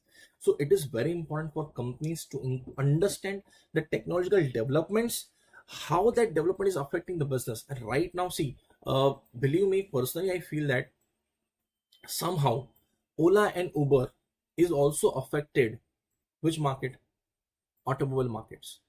People used to think of buying cars for their convenience, they understood that, buying a car and using only on some days of the year, because look, I'm staying in Mumbai, okay, born and brought up in Mumbai, but for our daily communication, sorry, not communication, my dear students, transportation, I will say, sorry, slip of word, transportation, you all know that we use Mumbai local trains, okay. So I have a car, okay, I have a car, but that car I only use on Sunday or some event. So if I took off from my lectures and I need to attend some wedding, only on those days. Otherwise, rest of the time that car will be in my garage only. Now some people think that rather than investing the amount in car like 10 lakh rupees, 15 lakh rupees, it's better to use the services of Ola and Uber. So definitely this technological development affected the industry, automobile industry. Are you understanding? So all these factors you need to consider, my dear students, while taking your decisions, creating your good strategies, okay. And now after this, look, this were the which we have discussed individually, correct, but the tool which we are going to use to analyze this macro environment, not micro, macro environment, is called pestle. P for political, E for economic, S for social, correct, T for technology, L for legal, and E for environment. Now, initially, the name of the tool was PEST, and then later on they understood the importance of legal and environmental impact. So they have added these two words. Okay. Now, just now we have already discussed political, economical, social, and technological and legal factors. And apart from this, last environmental. Now, environmental means they are actually talking about environment. Now, change in the environment will also affect some of the industries like tourism, farming, insurance companies. So they need to understand environmental factor also, my dear students, correct. And in details they have already given, my dear students, see different factors. Now I will suggest, please remember this entire table as MCQ. I know that the efforts will be there from your side, my dear students, but you need to remember, yes, not by heart, I need remember MCQ point of view. Okay, so now in chapter number 2, my dear students, we have understood the basic concepts. What is strategic analysis, then some benefits of business environment, and then this environment, external environment, is divided into two part, micro and macro. That much we have covered. Now we are proceeding towards our next concept, my dear students. See, internationalization of business. Internationalization of business, which means going internationally, my dear students. Now I will say like this, my dear students. Now, lot of business in India is thinking that they are getting good opportunities, which means opportunities which they want, they are not getting in India for their product or services, but same for product or services, they're getting a good opportunity in the global market. So that's why one of the reason they want to go global. Okay, so that is called internationalization of business. So one of the reason they think that here competition are very tough, in global market competition is less. Another reason, they think that this market is now not enough or sufficient for our product or services, so we want to go global. Third, economic of scale is also important, because if you will start selling your product in international market, your production scale will increase, which will reduce the cost, and if the cost will be reduced, the profit will increase. Now, why companies want to go global? Another reason is cheap labor, easy access to raw material, which is not available in your country, maybe our understanding. And I hope you know that maximum companies production houses are in China because of two reasons: cheap labor and raw material. Some companies want to go global because they want to produce their products in that country. For example, we are talking about Apple. So what they are doing, they are producing now Apple in India itself, and they are selling in India. So transportation or logistics will be reduced, profit will increase. So multiple reasons are there that people want to go global. Okay, now here you will find four questions. First, characteristics of global business, my dear students. Now when I talk about characteristics of global business, just a second, I think that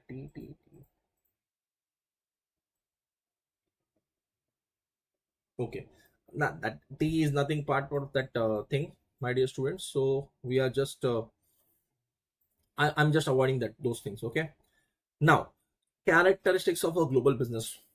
When can you say, that this business is going global, or this is a global business or international business? See, first of all, they are into multiple business, into multiple, or you can say different countries or locations.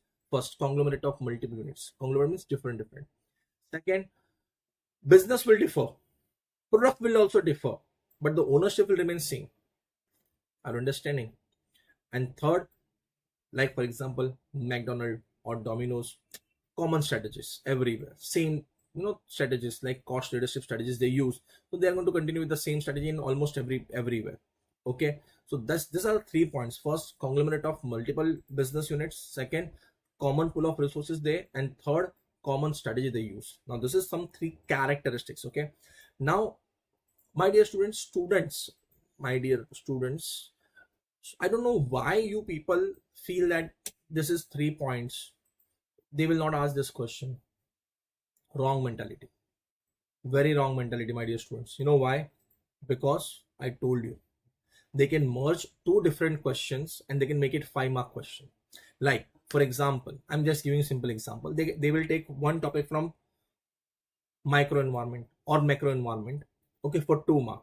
And then they will connect this topic in a proper case study form for 3 marks. So 2 plus 3, 5-mark question. Okay, so never think that it is a 3 point, it is only 2 points, they will not ask such kind of questions. No, it's not like that. Okay, they can frame questions at any point of time. Now, most recently, which means Jan 25, they actually asked this question. Yes, the highlighted one, that if you really want to go internationally, what are the steps you need to follow? First, evaluate global opportunities and threats. Second, scope of the firm's global commercial operations. Scope of global commercial operations. Now, what is the meaning of scope? Whether you want to go for one country or multiple countries, or in a particular country, particular part, like this. Global objectives create, and most importantly, your strategies should be separate for international or global business and the local business. Yes, that is the fourth one. See. And of course, maybe in the future exams, they can also frame a questions. Why do business want to go global? But believe me, I have already discussed in the introduction part itself, like everyone want to grow. Now, because of technological improvements, time, distance, shrinking, using flight, you can actually travel to the any part of the corner. I will not say, look, I know that, sir, if you want to go US, 16 hours will be there. But at least in 16 hours, you will be there, na? 18 hours you will be there. Yes or no? Acha, apart from this, I said technological improvements, which means I don't want to travel now. I have a Zoom. So if I want to manage my business, international business, no need to travel now. You can manage from our local using technologies, international business also. Apart from that, see, cheap source of raw material. If you see, companies often set up overseas plants to reduce the high transportation cost. We have discussed access to foreign markets, raw materials, plants. Apart from this, tie-ups, like we in India, we know that Big Four. Now, believe me, so many students doesn't know. When I say Big Four, Deloitte, KPMG, ENY, but believe me, how they made Big Four. So when I say Deloitte in India, if I say, so look, they have only one main office, but what they have done, do you know that? Either Deloitte or KPMG or PwC or ENY, do you know what they have done? They actually done tie-up with the different firms of India. Are you understanding? So different, initially when they came to India, there were different firms which were operating. They have merged those firms into their operations. So when I say PDC, not PDC, Deloitte or PwC or ENY. So that is one main entity, but in that there are multiple Indian companies only. Now they are part of that Big Four. This is reality, my dear students. Apart from that, we all know that now slowly international barriers for doing business are also getting relaxed. So definitely either we will go to the countries, or foreign companies will come to India. Globalization, what we are talking about, correct? But before going global, you need to understand, you need to analyze the environment very well. Yes, my dear students, you need to analyze the environment very well. And here we have a three different things. Okay, always remember macro environmental factors, which means what we discussed, which social, culture, economic, technological, political, demographic. As you will go into multiple countries, international level, global level, the problem is not going to be simplified. It is going to be multifold. Because now, look, when I was in India, I was doing business only in India. I was focusing only on these factors in India. But now I want to do business in US. I want to do business in UK. I want to do business in Canada. I want to do business in UAE. So I need to consider all factors in all the countries. Now that is called multinational environment. But suppose in US, I want to focus only on particular state of US, not the entire US. Now that is called regional. But sometimes you need proper information country wise, because US analysis will differ, Canada analysis or consumer preference will be differ. So that is called country environmental analysis. So when I say multinational, it's basically global environment I'm talking about, overall generalized I'm talking about. But when you go for a specific country, then you will go for the country environment analysis. Okay, to understand analysis, you need to perform on three levels: multinational, country, and then regional. Okay, clear? So with this topic, we have completed internationalization of business. So if you want to go global, so they have given some basic fundamentals of internationalization of business, then how we can go global from local to global. Maybe I'm just sharing one very important thing. It is very easy for professors with the required qualifications and of course some skills. We can also go from local to global. Okay, like for example, many students knows that, my dear students, earlier my main or core topic was technology, enterprise information system, which they have removed from new syllabus. I will say like this: it was there in old syllabus of CA Inter. Okay, now before that, in 2018, before I used to teach in CA final, there was a subject called information system and control audit, ISCA.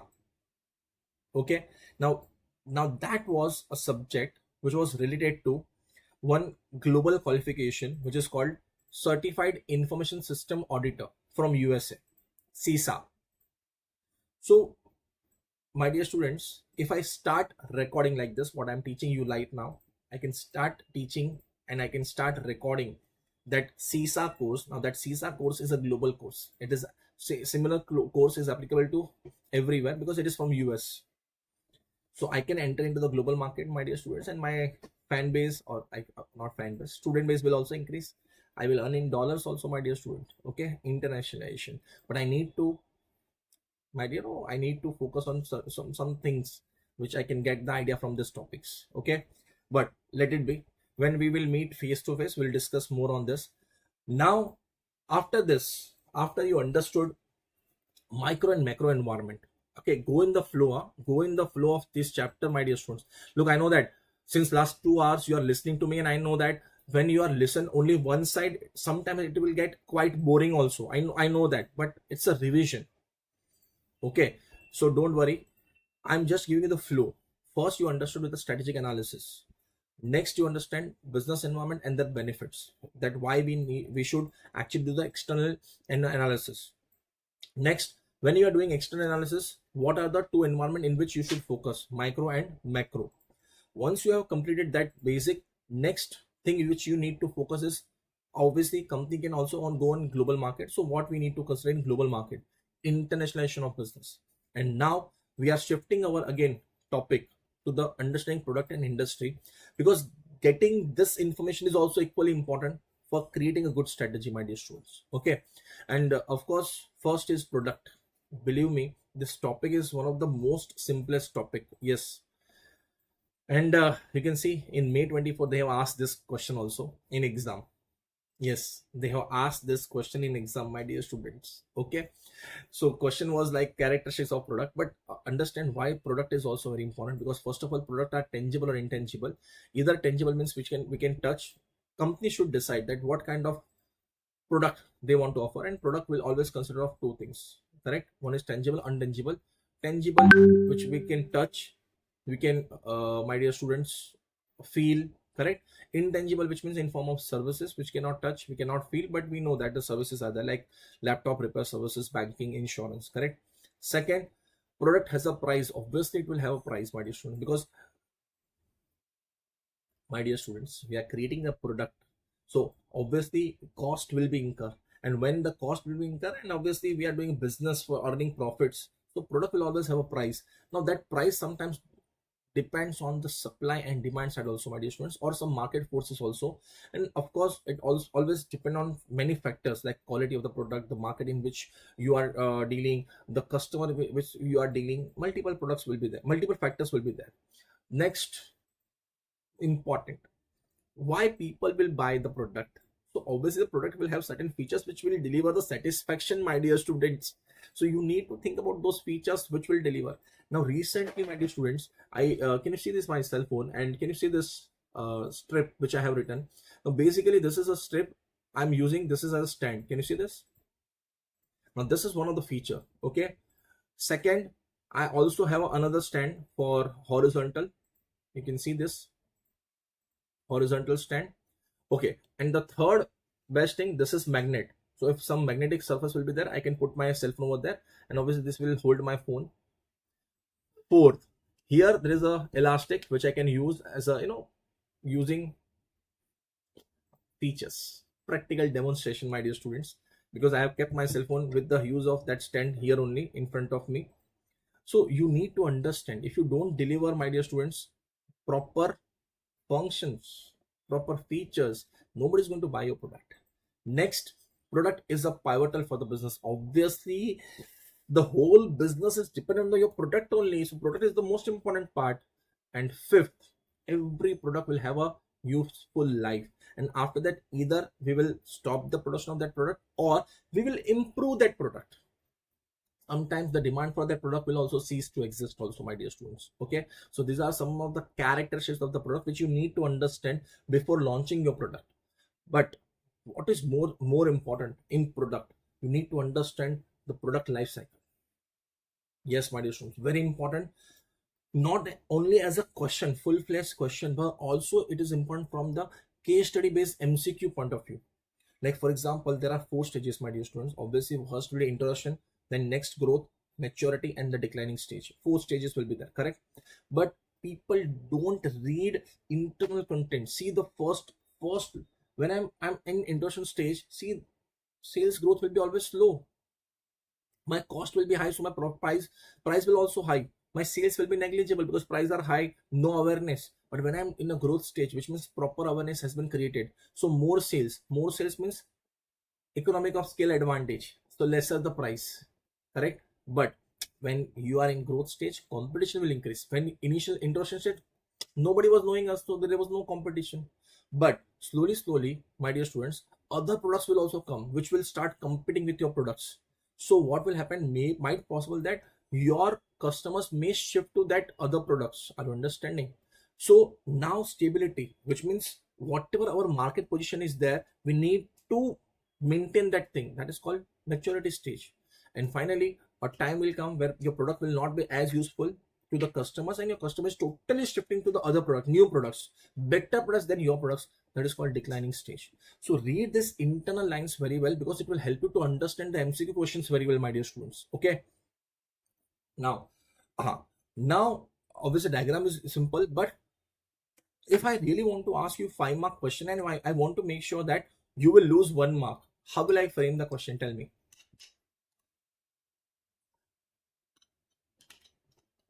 Can you tell me? How will I frame the question? Simply, I will ask, explain the product life cycle. Also explain the advantage of product life cycle.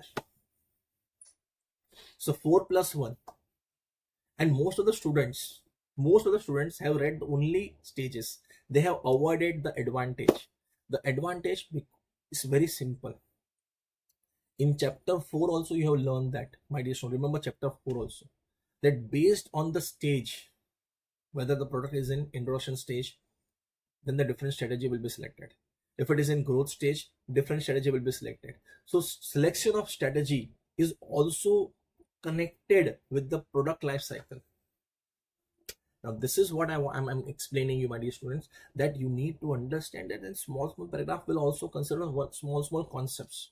So here you need to understand while reading your topics, do not avoid small concepts like this. Okay. Now after finishing this, my dear students, the next important thing you need to understand is called value chain analysis. Now what do you mean by value chain analysis? What do you mean by value chain analysis, my dear students? Basically, when you creating any product, okay, so obviously there are certain process, step by step, some process you follow, and that product or services will be created. Yes or no? Now you need to understand the every process step, the every step in that process. Yes, that will add value or subtract value from that product or service.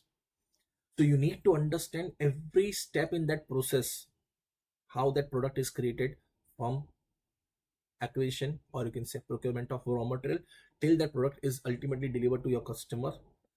All the steps, how you need to analyze each and every step, that how those steps either they are adding value or they are subtracting the value. And basically simplest concept, or I will say logic of this topic is, it will help us to find the improvements in our process. This is what the simplest concept. Value chain analysis will actually help us to understand the improvements in our process, where we can improve, where we can add value. If some steps where we are not able to add the value, or value is getting subtracted, then we need to stop that thing. Because if the process will be perfect, then you will be able to deliver quality product or services to your customer. Now, here we need to focus on two parts, my dear students: primary activities and supporting activities. Okay, yes, value chain analysis will have a two parts. One is primary and another is secondary, which you can see in this diagram also. And these two questions you can see here. Now, here also it is very important to understand. In primary, when I say inbound logistic, inbound means what? That before we start production of product or services, we need the inputs, correct? Yes or no? But what is those the inputs? Generally feels people feel that, sir, input means what? Raw material, because we convert raw material into the product, finished goods. My dear students, it has a broader concept. Raw material, labor, premises, capital, so many things which you need to first get into the company. Are you understanding? Most common people will think about raw material only, but it's not only raw material. Second, see, operations, transform the inputs into the final product of services. Obviously here, simplest explanation for our concept, converting raw material into finished goods. Outbound logistic, once the product is ready, my dear students, we need to create a what you can say logistic, proper logistic, so that the product and services can be reached to the ultimate customer. But my dear students, understand, when the company can get good sales, when they have a good marketing. Because if you don't create awareness, people doesn't know about your product, obviously they are not going to order your product. So marketing is very important, and you know that.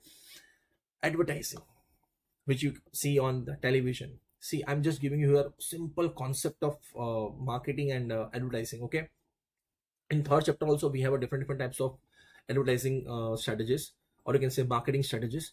But you know why marketing is required? Giving you one small example. Okay, look, my dear students, Coke, you know very well. Soft drink, okay. Pepsi, you know very well, correct? And when you know this very well, then why every day they are hammering about Coke and Pepsi in their ads? Why? Because there is a very famous case study for that. In 90s, I will not say the exact year, my dear students, but in 90s, Dairy Milk, Cadbury, the name of the company is Cadbury, and Dairy Milk is one of their product, correct? So they thought that, oh, now every Indian knows us very well. So whenever some people want to have a chocolate, then they are going to buy the Dairy Milk only, Cadbury chocolates only. So why we should put money on advertising? So they have stopped doing advertising for the products. In the next 6 months, 50% sales down. Next 6 months, 50% sales gone down. Why? Then they have done the research analysis of things. Why such that, this happened because we were so popular. Because customers memory is people, first in first out, temporary memory. So if you don't hammer them again and again, they will forget about your products and they will start buying the new products. That's why all the big companies do proper marketing and advertising of their products and services, my dear students. Even they know that they are very famous in that particular area or country, still they will do. Understood? And last, once you sell your product, my dear students, you understand you need to give them after sale service to make sure that that product should be, stay in same condition. Product should perform in a similar way for which it has been built, or services, my dear students, that is called service. So these are your primary activities.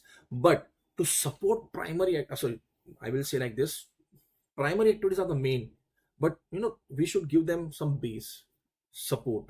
And for that we have a supporting activities. Like first, input we have said, but then input, which means either labor or capital or raw material, they should have a proper acquisition process, procurement. Second, you should make sure that technology should be involved in your every steps, my dear students, even if it is simply know-how. Now mostly when I think about technology, obviously innovations, research and development, everywhere, in every different steps you should involve technology. Third, I will talk about like this, that all other things are manageable, correct? But what is most important? Managing your human resource. That is the most important part.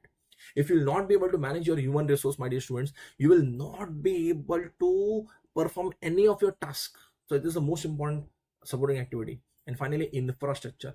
Now here, most of the time people think that infrastructure means we are talking only about the physical structures, but it's not only physical structures. It's about finance, it's about quality control, it's about information management, it's about process, it's about what you can say, existing organizational structure like hierarchy. All this comes under infrastructure. So it's not only physical part, it's about this concept also, my dear students. Okay, yes, I know that people always think that infrastructure means physical part only. No, along with the physical parts we should consider this part also.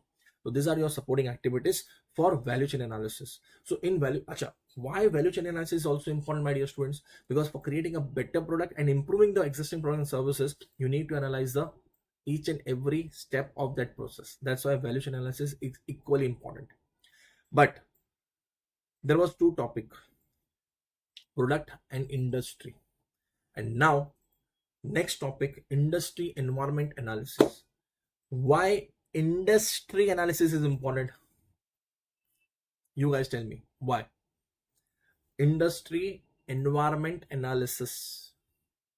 Why industry analysis is important? Because to understand simply taking a decision, look here, two aspects will be there. One, you are already there in the industry and you want to take the decision whether we should continue or not. Second, you want to diversify into new industry, and again you need to take the decision whether that industry is for us or not. Correct, everyone?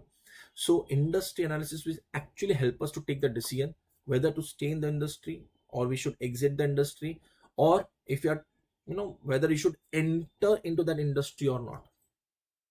That is what industry analysis we need to do. An important, simplest context. Okay, but then how will you perform this industry analysis, industry environment analysis? How will you perform? The tool which we are going to use is also known as, and I think this is the most famous, I think almost all students knows this thing very well, Porter's 5 force model.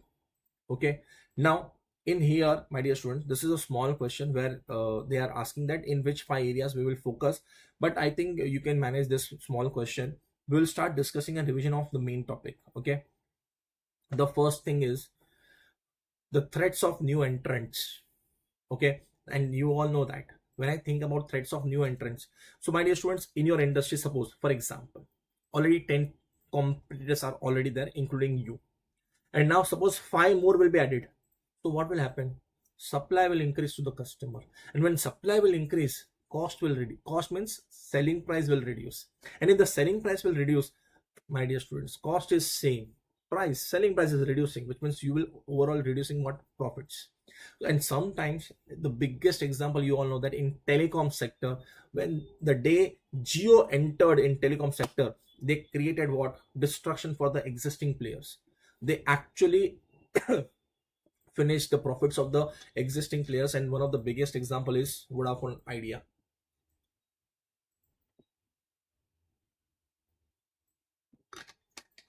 Correct? Yes or no? So, my dear students, threats of new entrants is one biggest one of the fours which you need to take into consideration whether to stay in the industry or whether into you should enter into that new industry. Now, when you think about this, what existing player will do, because here the concept is in two way.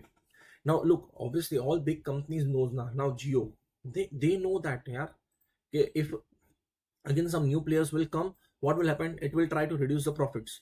So what this existing player will do, to discourage the new entrants, they create the barriers. See the highlighted word. And this question was also there in recent exam. I hope the students who are referring the old paper also, they will understand, and they will understand very well that the questions which are already asked in all the papers are already highlighted here. Okay. Now, this is something called entry barriers. Barrier means stop. This barriers will stop the new entrants from entering into the our industry. Okay. Now, first is very simple, capital requirement. Now, companies like industry like automobile industry, now that industry setup will require a lot of amount of money, so half of the competition will be finished over there only. So no company with a less capital will never think of entering into automobiles. Second, economic of scale. Existing players can take the leverage of economic of scale, which means they can reduce their cost.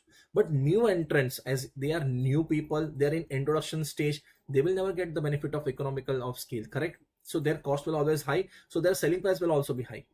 Now, product differentiation. Existing player will always try to create differentiations, my dear students, and they will be able to create differentiation because of they have enough money. They can spend lot of amount of money on the research and development. But look, as some people are coming into the industry, they are new to the industry, they don't have that much money also to create that differentiation. Okay, and differentiation will require a lot of efforts in R&D also. Switching cost. Now, switching cost is very important point, and one of the MCQ was framed from this point also, which means understand sometimes we feel that, oh, barriers are small question, they can ask barriers question only, so we'll try to remember the capital requirements, economic of scale, product differentiation, like this only we prepare. But believe me, I have seen a MCQ, case study based MCQ on this switching cost point. Now, what is switching cost? Existing players will make it difficult for existing customers to switch to the new competitors. Because look, use your brain. If I'm using one already, products as a thing as a customer, right now, my dear students, I'm already using suppose iPad. Think very simple, abstract way, simple logically. or I will look example which I have written. I will explain you that also. Okay. So if I now Samsung has introduced new tablet, okay, but look, understand, if that tablet has a cost of 1 lakh rupees, already I have an iPad, understand, which is already costing me 60,000 rupees. Now switching from iPad to Samsung tablet, which is 1 lakh rupees, is not logical for me because switching cost is very high. Okay, I need to shift from current product to new product. Plus, now I need to train all my team, recording team, for Samsung Android base. Right now it was iOS base, now Android base, so that training cost will also come. Plus, right now my all files was compatible with the iOS, now I need to convert all those files again on Android base. So lot of efforts and energies and money will be involved in switching. So what I will think, better to stay with iPad. Now this is what called switching cost. Another way, now I want to switch my number from Geo to Vodafone, okay, or Geo to Airtel. So right now that switching is free of cost. That's why it is easily people can switch from Geo to Vodafone, Geo to Airtel, or Airtel to Vodafone, because switching cost is not there. Understood? But what if switching cost will be there? That if you want to go from Geo to Airtel, you want to port with the same number, but then you need to pay 25,000 rupees for switching. Now do you think you will switch by paying to retain that same number? Okay, you need to pay 25,000 rupees. Do you think you will switch now? No. What you will think, I will keep this also, and maybe I will go with a new number also. Are you understanding? But that again, new number will increase your cost because existing cost is there, and that new cost will also be there. Now, next, brand identity. If you want to buy old phone, you will buy of Samsung or you will buy of Techno or Oppo. Your answer will be Samsung. Brand identity.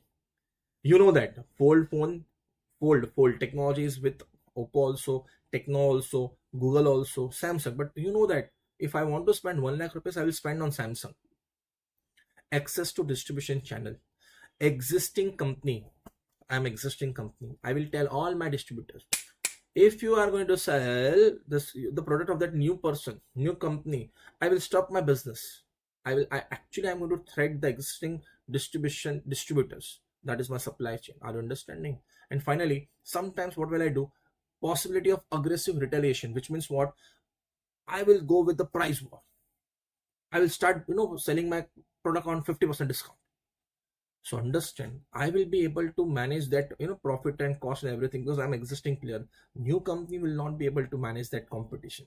That is called positive aggressive retaliation. Okay. Now, this was your entry barriers, my dear students, which we actually create to stop the new entrants, to remove that threat of new entrants. But another thing is bargaining power of buyer and bargaining power of supplier. Now, 2 points I will take together, my dear students. Okay, bargaining power of buyer and bargaining power of supplier. Now, here again, the concept will go like this. Always remember, my dear students, you will always be in the center. Okay, suppose you are manufacturer of product. Okay, now for producing the product, you need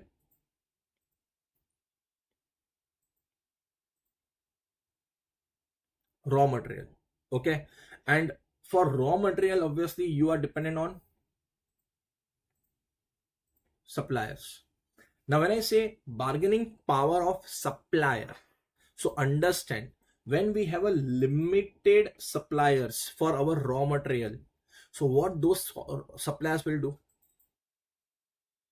and we don't have alternatives, which means we don't have a substitutes, my dear students, for our raw material requirements, and suppliers are limited, so suppliers will create a cartel. Cartel means association, group. Are you understanding? And what they will do, they will try to control the prices of raw material. Simple. This is called bargaining power of supplier.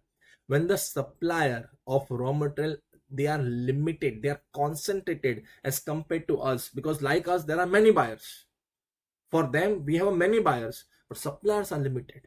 Okay, so they will obviously influence the price of the raw material. And you know that if the price of raw material is getting influenced, which means the cost of production will also change, my dear students. Correct? Now think on the other side. Now your product is ready. You are in B2B category, okay?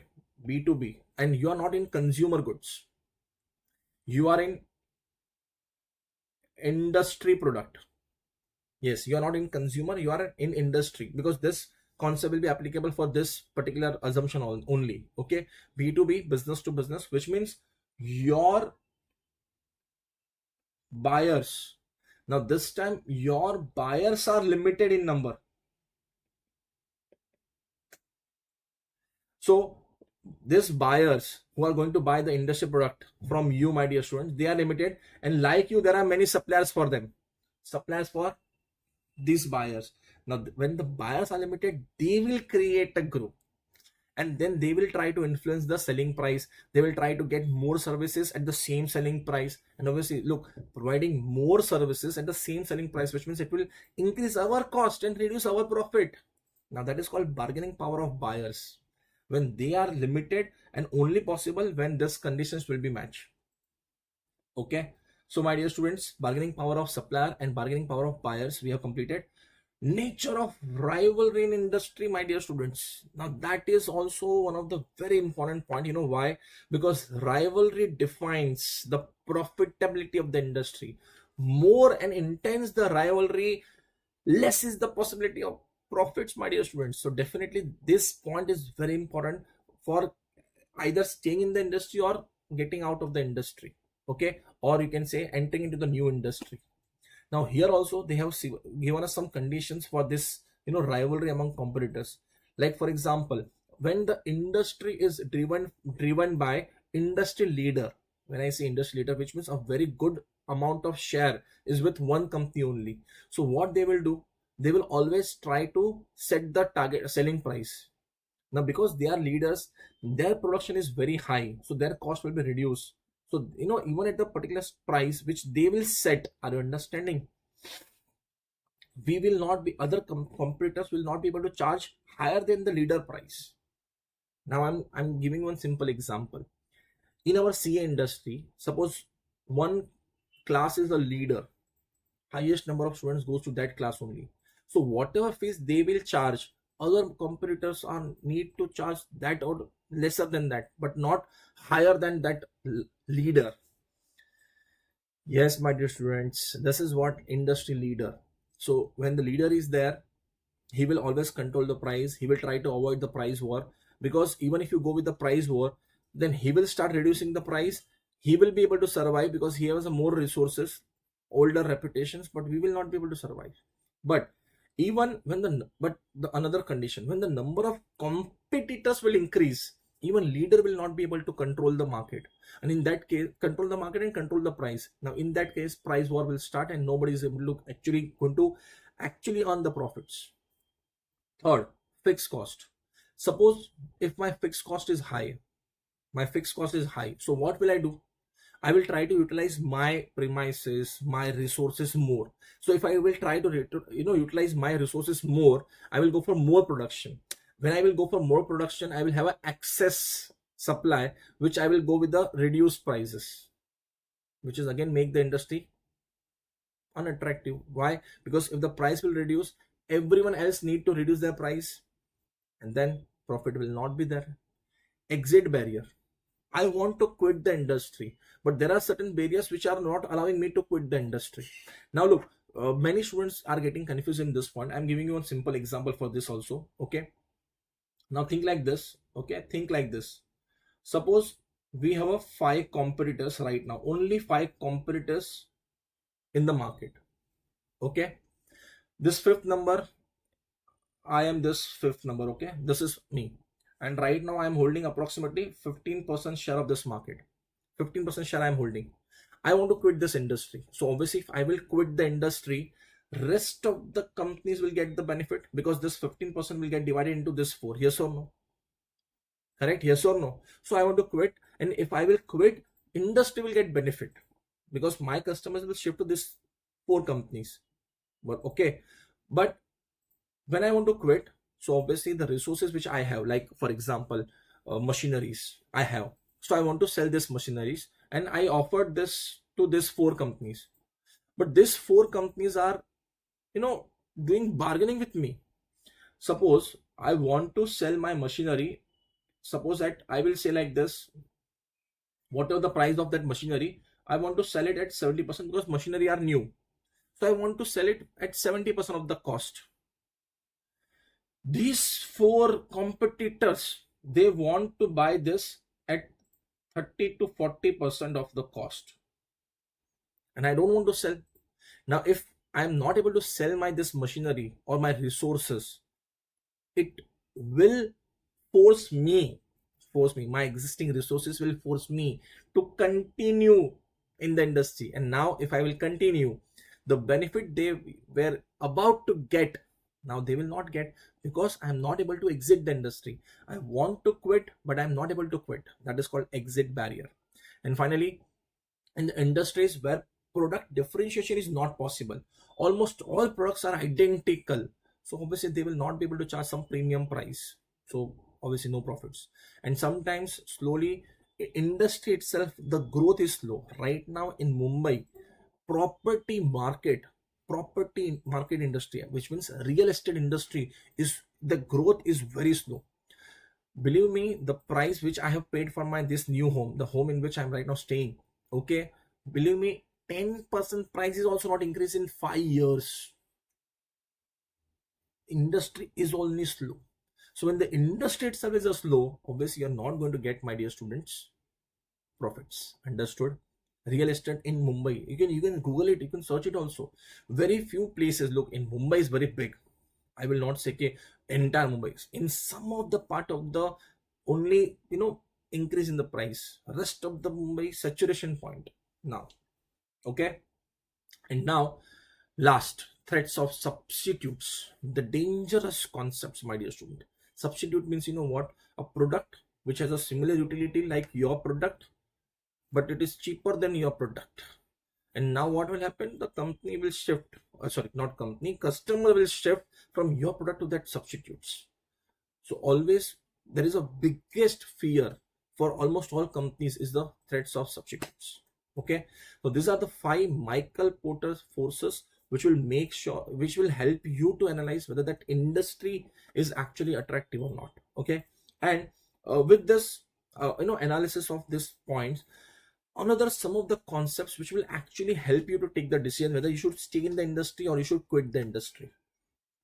Now that is also a separate question, my dear students, whether you should continue the industry, or you should quit, or you should, whether you should enter or you should not enter the industry. So there are certain questions which is again very similar questions, like growth, maybe growth, competition. Competition will help me to earn the profits. Suppose some competitors are getting weaker, so will I get the advantage of that weak competitors? Of course, my dear students, apart from one of the very important, okay, whether I will be, despite whatever the problems are there in industry, I will be able to compete, or I will say, can I create a good strategies to avoid those problems and still I will able to earn the profits. Of course, industry's risk and the uncertainty is very important to analyze, my dear students. Severity of problems, how dangerous is the problems in the industries are, that will also help me to decide whether I should stay in that industry or not. And see, if I continue this industry and it will help me to grow in another industry, then I will stay, of course, my dear students. Like for example, in the future I want to start with the classes of CISA, physical as well as virtual classes. So to start that, it's a total different game, my dear students. CISA, certified information system auditor. But understand, if I stop teaching in CA Inter, if I stop what, my dear students, teaching in CA Inter, and I will only teach in CISA, then what will happen, my dear students? Because I don't teach at what, CA Inter level or CA level, nobody knows about me. So it is difficult for me to get the students at CISA level. Okay, but if I continue to teach at CA Inter level, I will, in my all sessions, whether it is physical or virtual, I will say, students, I teach CISA also. Students, I teach CISA also. So I will get the benefit in that CISA. Are you understanding? Great. Now, and I told you now why it is important to read the paragraph very well. There was one MCQ in this chapter's self-study segment, that attractiveness is a relative and not absolute term. See, small statement. This actually, it was there here also in the initial paragraph also. But students don't read the introductions or some important words, and then it is difficult for students to remember this small MCQs, and 1 mark, 2 mark cash marks will go. Okay, great. Now after this, my dear students, next topic, experience curve. Now this is very simple concept. Here main fundamental is, as we learn, as we grow, which means if you actually see this experience curve diagram itself, you will understand when you don't have any experience, which means obviously your production cost will be high because you don't have experience. But as the time will grow, your product will settle. Okay, so as you grow, product is settled, the economic of scale advantage will come, and when economic of scale advantage will come, obviously your cost will reduce. But that cost is reducing over a period of time because of the repeated production, staying in the industry, analyzing the industry very well, knowing the factors which is going to affect, that will help you to create this advantage. Now mostly this advantage is always with the larger companies, my dear students. You know why? Because they are already there in that business since so long, so they are always taking this advantage. Plus, my dear students, again, do not only think about this question, they can also ask you advantages, my dear students, of experience curve. Like one of the advantage, it will help you to grow it will help you to reduce your cost, but at the same time it will also help you to create an entry barrier, because if you have an experience curve advantage, which means your cost of production will be reduced, so your cost will be reduced and profit will be high as compared to your competitors. Okay, now after this small questions, value creation is very simple, fundamental, my dear students. I'm giving you one simple example.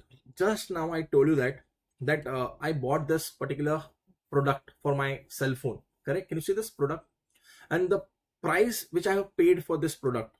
Okay. Now I'm just showing you this. The price which I have paid. I'm just giving you one simple example. Okay. Selling price was 300. Maybe the cost of this product is 150 rupees. Maybe, I don't know. Okay, just we are guessing. Okay, but still I bought this product because, my dear students, of utility. I felt that it is worth, yeah, worth. Understood? So even I paid the 300 rupees. After that also, there was no regret, my dear students. That was no regret.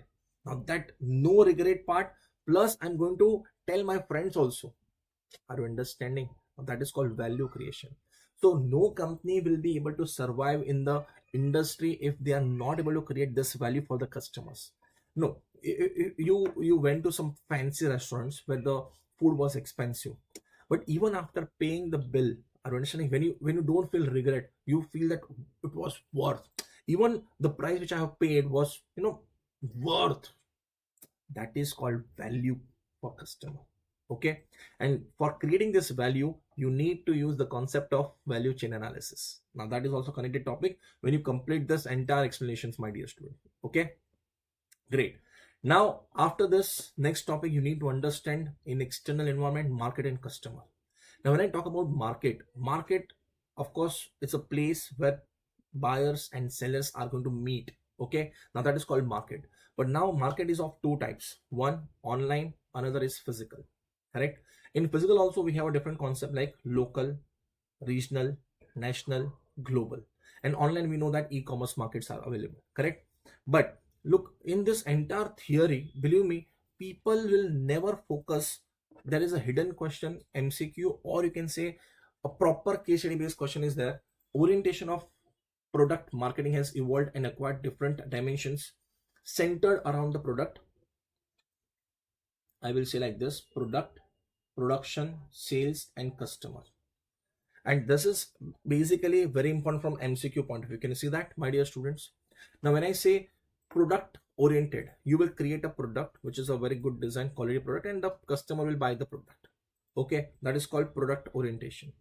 But you will create a product with a low price and customer will buy. Now that is called production, which means economic of scale concept. Sometimes you need to push the customers through advertising to buy your product. That is called sales oriented. And sometimes, depending on the requirement of the customer, you will create the product. That is called customer or market oriented approach. Now 4 different dimensions are there for this. Okay, so please remember this topic for MCQ perspective. And now customer, this is very simple topic. You need to understand customer very well, because believe me, even in fundamentals of strategic management says that before selection of product, it is very important to understand your customer, because understanding the customer will actually help you to select the proper product which you should produce, or of course services, product or services, my dear students. So it is very important to understand your customer, their requirements, how they are buying the product, how their preferences are changing over a period of time, of course economic level, demographic details, geographical, so many things you need to understand. Now why it is important to understand the customer? Because in that also we have two concepts: one is customer, another is consumer. The product, when the person is buying the product, is called customer, but the person who is going to consume the product is called consumer. Now I bought the dairy milk, so I am customer, but that dairy milk is consumed by my daughter, so she is the consumer. And why it is important to understand customer and consumer? Because it is important from the strategist point of view. Strategist, okay? Price and utility are two different aspects. To understand consumer, because of utility of the product. So if you understand consumer, you can create a better utility for your products. And when you understand customer, you can create a better price for the customer. Okay. Acha, apart from this, why customer analysis is important? Because, my dear students, we have a different types of customers. Customers who will pay good amount, customers who will pay less amount, which means high end customers, low end customers. Apart from that, their preferences, their requirements, their frequencies, everything will change. But from where you will collect this information? Now you need to depend on your suppliers, your distributors, your employees. So many people will help you to collect this data, and then based on this you can actually create a good profile for your customer. Okay. Now finally, every customer will have a proper buying behavior. Believe me, if you say to me, definitely. But look, this behavior will not for everything. Okay, if I want to buy ice cream, I will not think about this whole process. Understand, it is for, like, for example, I'm buying a car, if I'm buying a cell phone, high-end products. So first, external influences like advertisement, peer recommendations, norms, social norms, that in society, if you want to be, like, for example, I have seen that, I'm giving you one example. My friend, he used to always use Oppo phones. Okay, he never used to spend on phones. But you don't believe, he started one new venture of stock market analysis, and where he used to started meeting different clients. I will not say customer, clients, high end clients. He only felt that yeah, keeping Oppo in front of the client is not a good choice, because client is judging you based on the Oppo. So that my friend, he never spent more than 30,000 for cell phones. He bought Samsung Fold 6. This is C, external influence. Second, internal. What your internal soul is saying, internal thought process is saying, is called, of course, internal influences, my dear students. And after this, both the influences, the next thing is come decision making. Now in this also, first I need to understand the problem, then I need to understand the product which can solve my problem, then I will actually list the number of products, then their benefits, pros and cons, prices, and then I will make a final choice. But after buying also, my dear students, most important for any company, that they should understand post decision process. If your product, I told you, if your product, okay, fail to satisfy the customer, definitely he is not going to come. Plus he will make sure that his friends or his surrounding will not, they will not come to your product. Understood? So you need to understand, if the customer is satisfied, not only he will repeat, purchase the product, he will also communicate to the people. But if he is not satisfied, definitely he is not going to recommend your product to their friends also and relatives also, and neither he is going to buy your product. So this is what buying behavior pattern of customer, which you need to understand. But apart from this, most important is a concept called competitive strategy. My dear students, when I talk about competitive strategy, which means, it's very simple. We all are working in the industry, correct? And the competitors will be there. So we need to compete with them either on what product or on prices, correct? So creating a good strategy is actually known as competitive strategy, correct? Now, here again, there are so many concepts are written, but most important topic is this competitive landscape. It is important, really, if you really want to compete with the competitors now, you need to use your intelligence. How? There are 5 steps, my dear students. First, identify the competitors. Try to identify the competitors to whom with whom you are going to compete. Second, it's not only about identification, it's about understanding their products, their sales, their target customers. So many things are understanding, and this information you can get from multiple sources. Once you understand, now start understanding their strength, where they are focusing, what is their strategy, correct? Okay, what is their advantage? Now once you understand the strength, now strength means in which competitors are very strong, and when competitors are strong, now obviously in that area you will not be able to compete. So where can you compete, my dear students? Area in which they are not so strong, which means try to find the weakness. After getting all this information, put all this information together and try to create a good strategy where you can actually compete with the competitors. Okay, now this is what known as competitive landscape, and very important concept for external environment analysis.